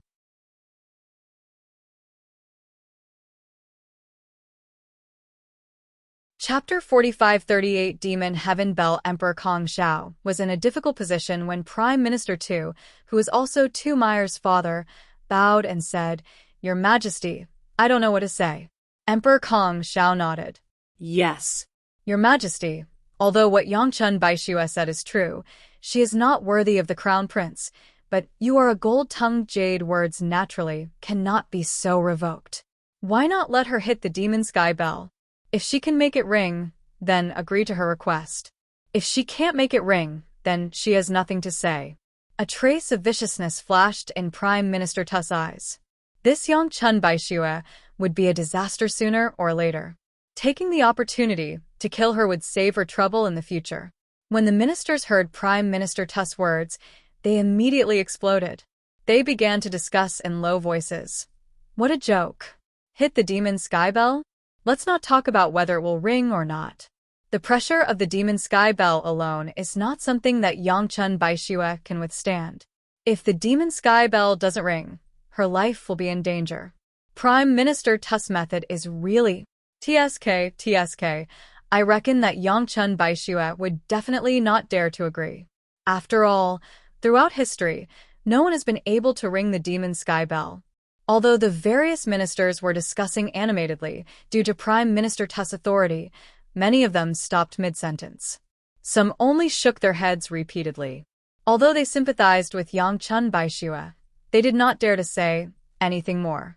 They were all certain that Yangchun Baixue would not agree to the demon sky bell because that would be akin to sending herself to her death. Emperor Kong Xiao's eyes lit up as he looked at Prime Minister Tu with appreciation and said, "Prime Minister Tu is right. Little Schwer, you can either agree to the demon sky bell or go back and prepare for marriage. If you say anything more, don't blame me for not showing you any mercy." He Xinjiu had a bad feeling when she heard about the demon sky bell. Would little Mehmet be stupid? However, before she could think of a way to stop it, she heard Yangchun Baixue say firmly, "I am willing to go and hit the demon sky bell." He Xinjiu was so angry that she started to twitch. This idiot. Didn't he tell her that if there was something she could not solve, she would cry and faint? Why did he agree to it? It was infuriating. Emperor Kong Xiao and the civil and military officials were stunned. They had never thought that Yangchun Baixue would really be willing to hit the demon sky bell. Was she willing to die rather than marry the crown prince and become his wife? Some people thought that Yangchun Baixue was too stupid, extremely stupid. Some people thought that Yangchun Baixue was indeed worthy of being the descendant of the Yang family. Although she was weak, she still had her pride. Emperor Kong Xiao frowned. "Little Schwer, you have to know that the demon sky bell's pressure is extremely strong, and your monster power is very low. If you are not careful, your little life will be lost there. Are you really willing to hit the demon sky bell?" "I am willing," said Yangchun Baixue slowly. Even if there was a slight chance of winning, she would still give it a try. Besides, even if she died, it would be better than being humiliated by marrying the crown prince. He Xinjiu was so angry that she wanted to rush out and give Yangchun Baixue a good beating. However, this fellow knew that she was just a small piece of trash now. If she were to rush out recklessly, her little life would be in danger. Therefore, no matter how angry she was, she could only endure it. When she returned to the general's residence, she would definitely give this little Mehmet a good scolding. Seeing that Yangchun Baixue had made up her mind, Emperor Kong Xiao pretended to sigh. "Little Schwer, since you have already made up your mind, it is not my place to say anything more. Then you should go back and prepare. 3 days later, I will order someone to open the enchantment of the demon heaven bell and let you go in and crash into it."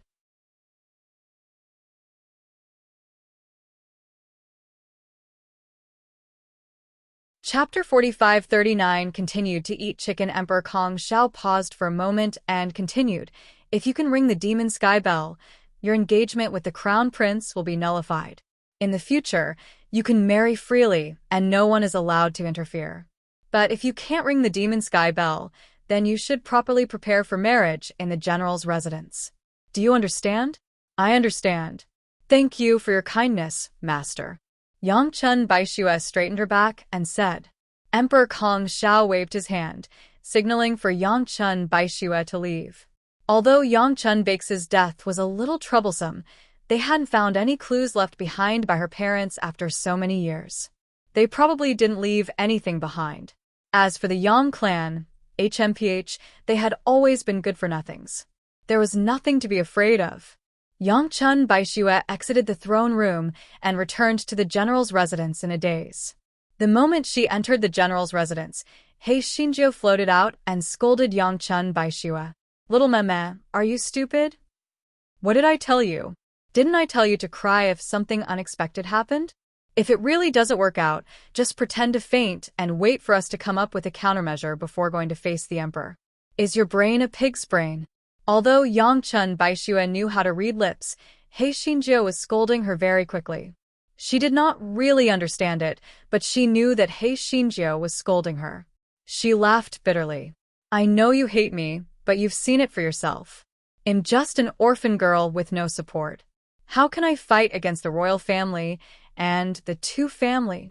If the demon ancestor has eyes, let me ring the demon sky bell and everything will be settled.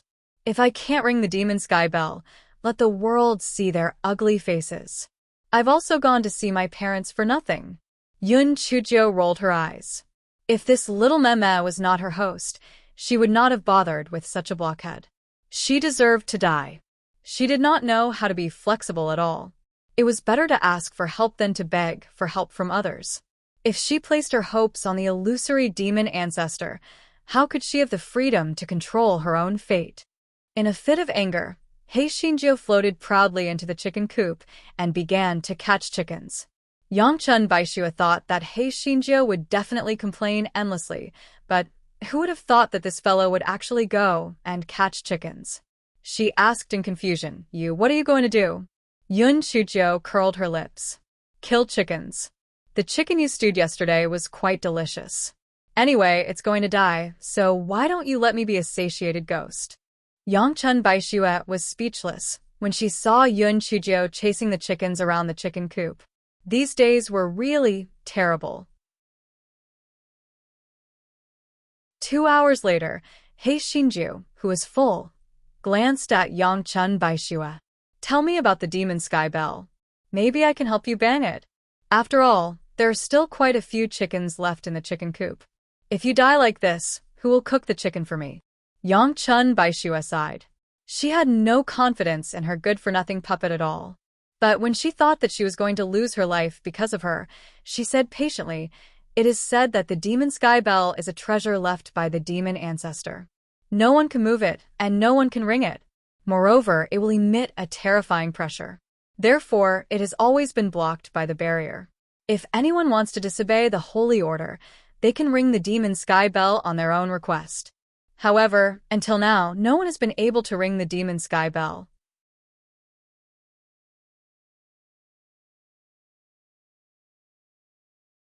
Chapter 4540. The right hand condensed into a solid form. Yun Chujiu's eyes lit up when she heard Yang Chun Baixue's words. She said sneakily, "Then if I help you ring the demon sky bell, does that mean that the demon sky bell belongs to me?" Yang Chun Baixue stared at Yun Chujiu with her mouth agape. She even suspected that she had misunderstood her lip language. Was there something wrong with this good-for-nothing puppet's brain? Putting aside the fact that it was just a good-for-nothing puppet that couldn't help her ring the demon sky bell, even if it did ring, the demon sky bell wouldn't recognize a puppet as its master. Moreover, the demon sky bell was a treasure left behind by the demon ancestor. No one could make it recognize its master. Yang Chun Baixue sighed. "You're thinking too much. Even if I could ring the demon sky bell wouldn't recognize me as its master, much less recognize a puppet like you as its master." Yun Chujiu rolled her eyes. Don't make it sound so absolute. Maybe the demon sky bell will shamelessly acknowledge me as its master when it sees that I'm so good-looking.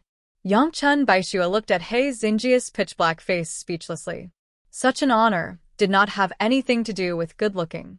Seeing that Yangchun Baishua did not say anything, He Xinjia blinked her eyes and said, "Come on, let's go and read some books.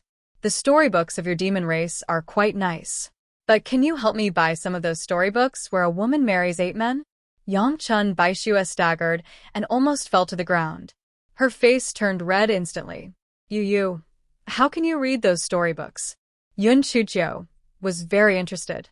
Huh? From what you mean, there really are those storybooks. Come on, let's go and buy a few hundred of them. Yangchun Baishua naturally would not listen to He Xinjiu. She ignored her and entered the study. Little Meme, I'm your blood puppet. Want your conscience hurt if you treat me like this? Little Meme, I'm about to lose my little life because of you. Can't you fulfill one of my dying wishes? Yangchun Baishua decided not to look at He Xinjiu. Since He Xinjiu could not make a sound, it was better for her not to see it. Seeing that Yangchun Baishua ignored her, He Xinjiu was furious. In a moment of desperation, she poured her demonic energy into her right hand and knocked the book out of Yangchun Baixu's hand. Both Yangchun Baishua and He Xinjiu were stunned. He Xinjiu looked at her right hand. For a moment, her right hand seemed to have condensed into a solid body. Yangchun Baishua stood up in excitement. Did your right hand just condense into a solid body? Previously, when one of your fingers condensed into a solid body, I thought it was an illusion. But now, it seems that in time, you will definitely be able to cultivate into a solid body.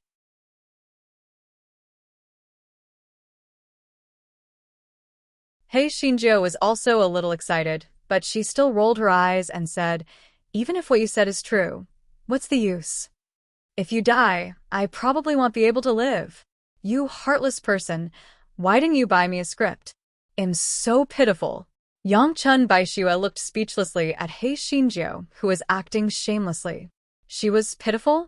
With such a demon puppet, she, the host, was the pitiful one. Yangchun Baishua sighed. "All right, I'll bring you to the conversation bookshop. But let's make a deal first.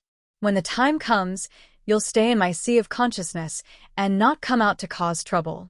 He Xinjiu nodded repeatedly. "Little Meme, don't worry. I'll definitely be obedient."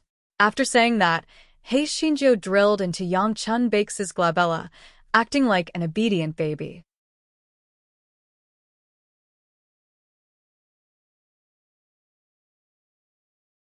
Chapter 45-41. Buying a storybook. Yangchun Baishua walked out of the mansion and bumped into Tu Meyer. "Yang Lian Yuan, where are you going? I heard that you're going to ring the demon sky bell." TSK, it seems that not only are you useless, but your brain is also not working well. Do you think that you can ring the demon sky bell? Tu Meyer said sarcastically. Yangchun Baishua did not want to waste her breath on Tu Meyer. She wanted to leave, but was blocked by Tu Meyer's men. Yangchun Baishua could only say, "Tu Meyer, I don't want to waste my breath on you. Get out of my way." What a joke. This road does not belong to your young family. What's wrong with us leaving? If you ask me, a good-for-nothing like you. Slap. Before Tu Meyer could finish her sentence, she was slapped across the face. The force of the slap was so strong that she staggered back. Yangchun Baishua looked at the impatient-looking He Xinjiu with a dumbfounded expression. He Xinjiu glared fiercely at Tu Meyer. Damn it, he dared to delay little Meme buying her a storybook. He was really courting death. Tu Meyer did not regain her senses for a long while. Yangchun Baixu's human puppet had just hit her with its hand, right? Could it be that she had already cultivated to a physical form? How is this possible? She had only been summoned for 2 days, and she had already cultivated a physical body? Even if it was just a right hand, this was too unbelievable. He Xinjiu gave Yangchun Baishua a look. Did that mean that she should leave as soon as possible? Yangchun Baishua came back to her senses. While Tu Meyer and her subordinates were still in a daze, she took He Xinjiu and left. Tu Meyer had suffered such a huge loss, so she would not let it go. She chased after her angrily with her subordinates. Yangchun Baixue, you bitch, stop right there. Why aren't you running? Idiot. He Xinjiu mouthed to Yangchun Baixue. Yangchun Baixue had no choice but to run with He Xinjiu. After turning a few corners, they arrived at the busiest street in the imperial city and entered a bookstore. He Xinjiu had just jumped out. Now, she was like a little mouse that had entered a rice vat. Naturally, she would not return to Yangchun Baixue's sea of consciousness. She quickly found the place where the conversation book was placed, looking at the words on the cover, such as the harem pass that the Fox Empress had to tell in the 108 husbands of the Snake Princess. She was so happy that flowers bloomed. Yangchun Baixue looked at the wretched appearance of her puppet and was dumbfounded. Not only did she summon a foodie, but she also summoned a fucking pervert. Little meme, buy it all. He Xinjiu rubbed her hands excitedly. This demon race was indeed talented. Just looking at the cover, she felt that it was pretty good. Especially when she saw the meaningful eyes of the bookstore owner and the shop assistant. She wished she could find a hole to hide in. What could she do? Could she tell the bookstore owner and the shop assistant that these notebooks were for her puppet to read? He Xinjiu was so happy that she was about to fly up, following behind Yangchun Baixue. The bookstore owner and the shop assistant looked at her curiously, thinking that this puppet's face was really dark. Yangchun Baixue paid the bill, put the script into her storage ring, and brought He Xinjiu out of the bookstore. He Xinjiu floated in front of Yangchun Baixue and said, "Little meme, go and buy me something delicious. Pastries, candied fruits, dried meat, dried fruit, am not picky." Yangchun Baixue was already numb. Since she had already bought the script, she did not need the pastries anymore. She would just treat it as if she had raised an ancestor.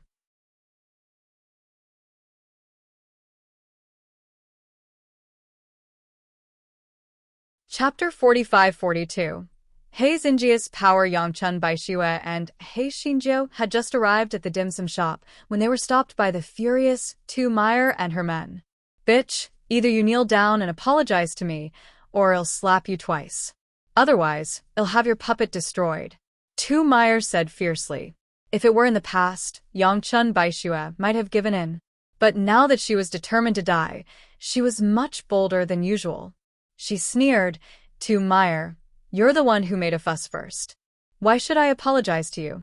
Tu Meyer saw that the usually submissive Yangchun Baixue actually dared to talk to her like this, so she immediately raised her hand and slapped Yangchun Baixue's face. Yangchun Baixue reached out and grabbed Tu Meyer's wrist. "Tu Meyer, don't go too far." Tu Meyer broke free from Yangchun Baixue's hand. Her eyes flashed with viciousness. "Bitch, you dare to resist? You're courting death." Tu Meyer immediately activated her demonic power and attacked Yangchun Baixue. Yangchun Baixue's demonic power level was much lower than Tu Meyer's. She was no match for Tu Meyer. In just a few moves, she was forced to retreat. Tu Meyer's face revealed a contemptuous expression. "Yangchun Baixue, it's still not too late for you to kneel down to me. Otherwise, it won't be as simple as kneeling down." The onlookers pointed and commented that Yangchun Baixue is really overestimating herself. She is only at the 3rd layer of the demonic beginning stage, and that Tu Meyer is at the 6th layer of the demonic beginning stage. Isn't she asking for humiliation? Putting aside the demonic power level, the general's residence is just an empty shell now, and Prime Minister Tu is like the sun in the sky. Yangchun Baixue is really asking for trouble. If it were a few days ago, Yangchun Baixue would still have the title of the future Crown Prince's consort. But now that Tu Meyer has become the future Crown Prince's consort, she is just a good-for-nothing. There's no way to compare. Some members of the Yang clan shook their heads and sighed. It was not that they did not want to help, but they were simply too weak. Now the Yang clan was really in decline. At this moment, Yangchun Baixue was forced by Tu Meyer to stagger and fall to the ground.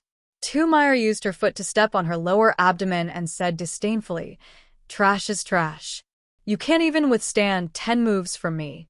Men, hold her and kowtow to me to admit your mistake." Slap her 10 more times to let her learn her lesson. Tu Meyer naturally wanted to kill Yangchun Baixue directly in her heart. However, this was the imperial city after all. Moreover, Yangchun Baixue was the crown prince's good wife, so she naturally had some scruples. However, as long as she entered the crown prince's residence, she had many ways to quietly kill her. Yangchun Baixue was filled with grief and indignation. This was the first time she resented herself for being weak and powerless. If she really kowtowed to Tu Meyer in public today, how would she have the face to live in this world? How would she have the face to meet her parents and clansmen? Just as Yangchun Baixue was in despair, Tu Meyer let out a scream. Everyone looked at Tu Meyer, only to see a human puppet's hand tightly clutching Tu Meyer's slender neck. Oh my god, that's Yangchun Baixue's puppet. Hasn't this puppet only been summoned for 2 days? Now it has already condensed into a hand? That's nothing. Tu Meyer is in the 6th layer of the Yao Chu realm. How did that puppet succeed?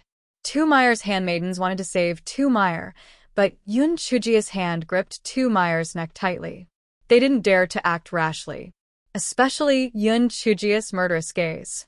Although it didn't have any substance, it made them tremble in fear. They were stunned for a moment.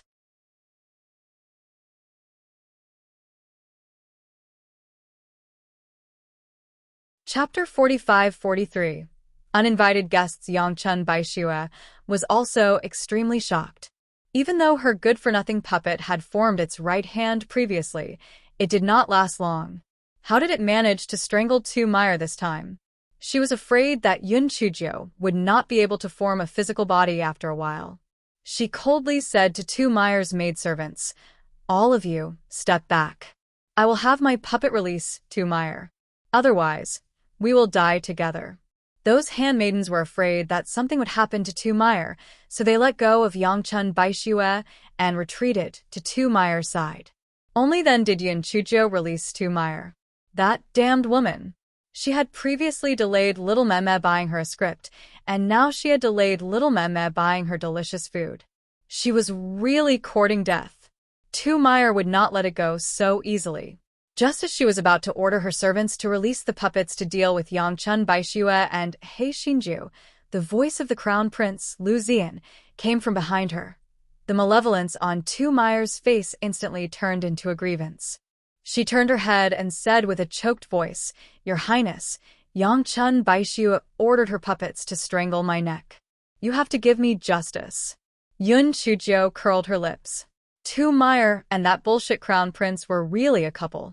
They were both good at acting. Lu Zian saw the bruise on Tu Meyer's neck and said with heartache, "I have a pill here to reduce swelling and remove bruises. It'll help you apply it in a while. You'll be fine soon." "Schwer, this is your fault. How can you treat Meyer like this? However, for the sake of the past, I won't pursue you this time. If there's a next time, HMPH. Meyer, let's go." Tu Meyer knew that Lu Zian was trying to help Yangchun Baixue, so she secretly gritted her teeth. Could it be that the crown prince still had feelings for this bitch?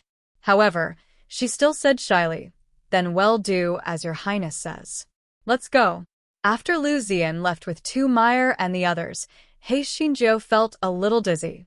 It must have been caused by the overuse of her demonic power, so she had no choice but to hide between Yangchun Baixue's eyebrows. Yangchun Baixue could not help but feel a little anxious when she saw her weak appearance. However, it was strange that other people's puppets and their masters were telepathically connected. They could communicate with each other using their spiritual senses. However, her puppet was very strange, so she could only communicate with her lips. Therefore, she had no way to ask. Just as she was about to return to the general's residence, she stopped and entered the pastry shop next door. The onlookers curled their lips. This Yangchun Baixue was really big-hearted. She actually had the time to buy snacks. How would they know that Yangchun Baixue was buying these for her gluttonous puppet? Yangchun Baixue bought some pastries and candied fruits before returning to the general's residence. However, when she saw the two people at the door, her expression immediately turned gloomy. "Niece Xuan, you're back? Your second aunt, And I came to see you, said a middle-aged man. Although he was quite good-looking, the fawning and scheming expression on his face was really displeasing. A fat woman beside him said loudly, yes, ni swear. I heard that you're going to hit the demon heaven bell? You little girl are really too impulsive. Aren't you courting death? Besides, what's wrong with becoming the crown prince's good wife? Eating and drinking well. In the future, if the crown prince becomes the emperor, he might even make you a noble consort. Yangchun Baishue said coldly, second aunt, be careful with your words. Could it be that you're cursing the current emperor? The fat woman's face immediately turned pale. I didn't mean that. What I meant was that you should stop hitting the demon sky bell and get married. If you need any help, your second uncle and I can help you.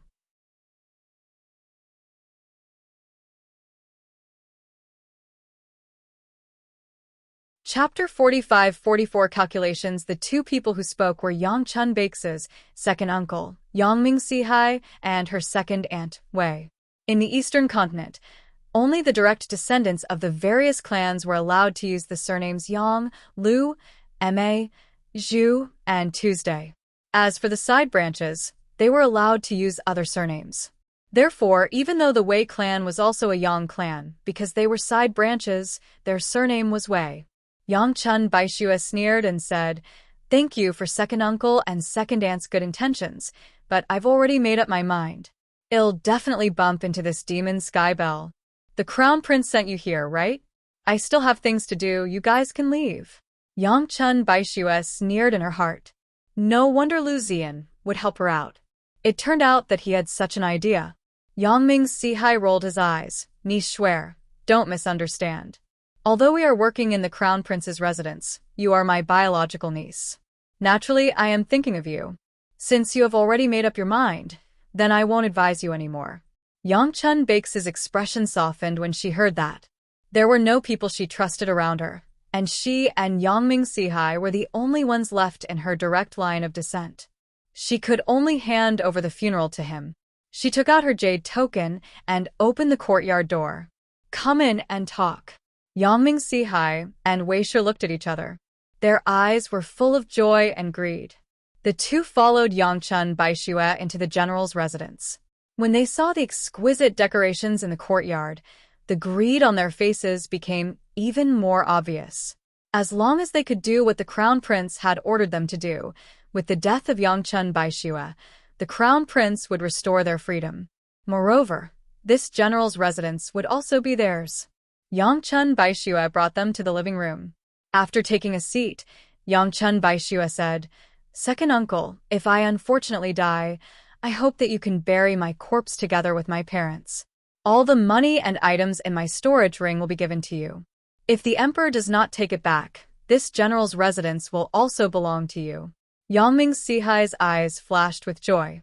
However, when he thought of what the crown prince had said, he sighed and said, Swear, Sai, you are too stubborn. Have you really decided? Yangchun Baishue nodded. I would rather die than marry into the crown prince's residence. Second uncle, from now on, the sacrificial rights of the Yangs will be handed over to you. Yangming Sihai nodded and cursed in his heart. This should have been his matter to begin with, but when Yangchun Baix's father was about to die, he had forcefully passed on the position of the Yangs clan leader to this good-for-nothing niece. It was really infuriating. Niece swear, this is second uncle's duty. Second uncle will naturally do his duty. However, did big brother and sister-in-law give you any other instructions when they died? Did they leave anything else for you? Yangming Sihai asked probingly. Yangchun Baix's expression immediately darkened. She suddenly stood up. I was wondering why you guys were so kind all of a sudden. So it turns out that you have such an idea. Go back and tell your master that father and mother didn't leave anything for me.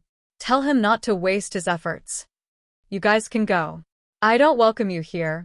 Yangming Sihai still wanted to say something to ease the tension, but Yangchun Baishue didn't give him a chance to speak.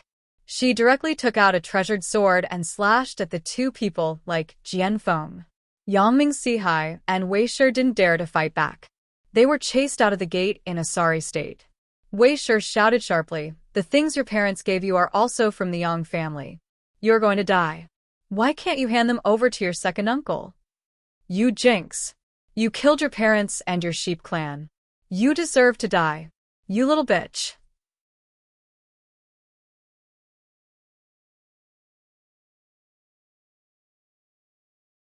Chapter 45-45. He Xinjia's self-reflection. Yang Chun Baishue slammed the door shut and slumped to the ground, biting her lips. Did she really kill her parents? Did she cause the downfall of the Yang clan? Did she really deserve to die? He Xinjiu had a clear view of what had just happened. However, she had used up too much of her demonic energy to deal with Tu Meyer, so she did not come out to make a scene. Now that she saw that Yang Chun Baishue looked like she could not afford to live, she had no choice but to float out. Little Meme, are you stupid? That shrew made up a few nonsense words, and you're already in such a state? He Xinjiu rolled her eyes and said. Yang Chun Baishue was about to speak when she heard He Xinjiu continue. Didn't you buy a lot of delicious food just now? Let's go. Well, go to the study room and eat snacks while reading a storybook. It's so wonderful. Yang Chun Baishue. If only she was as heartless as this good-for-nothing puppet. Forget it. She was going to die anyway. What was the point of thinking so much? So be it. She didn't have many days left to live anyway. Yang Chun Baishue stood up immediately and brought He Xinjiu to the study room. However, when she opened the storybook she bought, her face turned red with embarrassment. She refused to help He Xinjiu open the book no matter what. When He Xinjiu saw that Yang Chun Baishue refused to help her flip through the books no matter what, she was so angry that she snorted. Little Meme, your skin is too thin. There's nothing written here. Isn't it just holding hands and kissing on the lips? Yang Chun Baishue was so embarrassed that she wished she could stuff He Xinjia's mouth shut. How did she summon such a pervert? However, she could not resist He Xinjia's scoundrel, so she could only help He Xinjiu flip through the book with her eyes closed. He Xinjiu read it with great interest. It had to be said that the storybooks of the demon race were vividly written. They were simply of the highest quality. They were much more advanced than the human race, the ghost race, and the nightmare race. Could it be that the demon race had the talent to write such a special storybook? It was not that this fellow had fallen, but there was nothing else she could do. The time was too short. Even if she cultivated day and night, it was impossible for her to cultivate a physical body. Moreover, even if she could cultivate a physical body, it would be useless. As for escaping, there was no need to think about it. Crown Prince Lu Zian had already set up hidden sentries outside the general's residence. There was no way he could escape. Moreover, even if he could escape, with Yang Chun Baish's weak demonic strength, they would not end well. They could only take it one step at a time. Besides, He Xinjiu felt that since the black bead had brought her here, it would not leave her to die. It might teleport her back to the ghost realm at the critical moment. Seeing that the next day was the day of the Demon Sky Bell, Yang Chun Baishue cleaned up the ancestral hall. Kneeling on the futon, she said with tears in her eyes, "Ancestors of the Yang clan, father, mother, please bless Shuer to ring the Demon Sky Bell tomorrow." He Xinjiu rolled her eyes. She was just about to mock him when she remembered that she had placed her hopes on the black bead as well. She did not seem to have the right to mock little Ma. The fellow immediately came to a realization. She had felt that there was not much time left and there was no need to cultivate or not cultivate. It was a huge mistake. She should not give up until the very last moment. She was simply going back to her old self. Thus, she crossed her legs and floated in the air, starting to cultivate according to the puppet cultivation method she had seen earlier.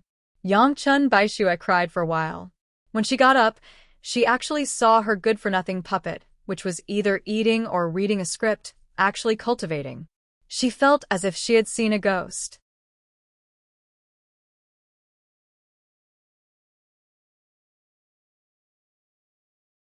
Chapter 45-46. Was she the kind of person who would pluck the feathers of a goose?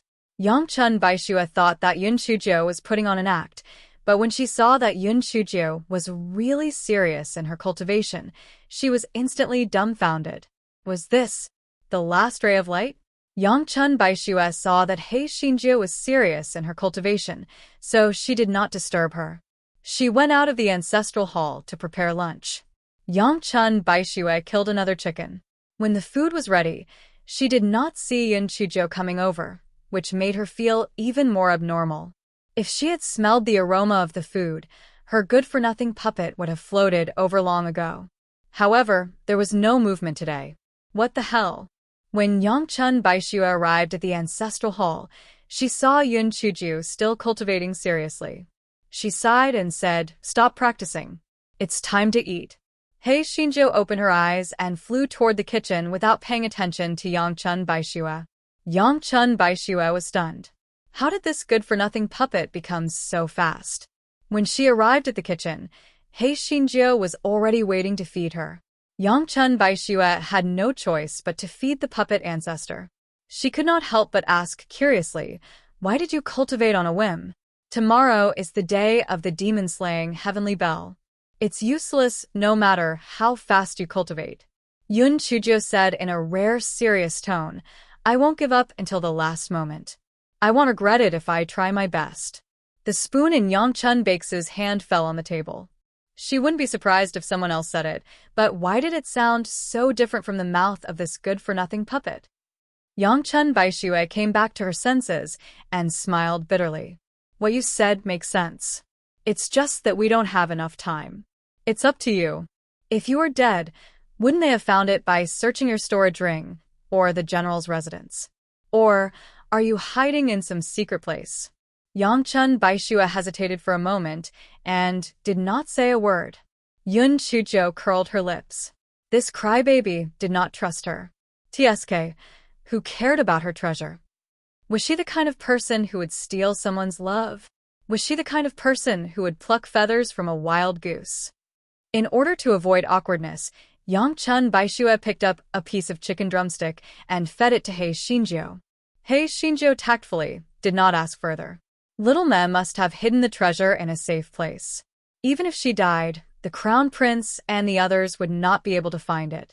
The two of them had just finished their lunch when the crown prince, Lu Zian, came again. It was nothing more than pretending to be affectionate to persuade Yangchun Baishue not to bump into the demon sky bell. After being rejected, he left in a huff. As the first ray of morning light shone into the room the next day, Yangchun Baishue got up and began to put on her clothes. In fact, she didn't sleep at all for the whole night. However, in her sea of consciousness, He Xinjiu was probably tired from cultivating and slept very soundly. She hadn't even woken up until now. Yangchun Baishue sighed and didn't call her. The main reason was that she couldn't call her either. Although this good-for-nothing puppet was her puppet, there was no way for them to communicate through spiritual sense. She also had no way to control her. Yangchun Baishue finished putting on her clothes and went to the ancestral hall to kowtow 3 times respectfully before leaving the general's residence. The Demon Sky Bell was located in the southeast corner of the imperial city. Although it was blocked by a barrier, there were no shops or mansions around it. You're tuning in to the Li Mei's Sword of Destiny YouTube channel. We're so grateful for your support, and don't forget to subscribe to join us on this incredible journey through captivating stories. Your generosity through donations truly makes a world of difference, as it's the primary source of revenue that allows me to expand and enhance this channel for you. Thank you from the bottom of my heart for being a part of this adventure.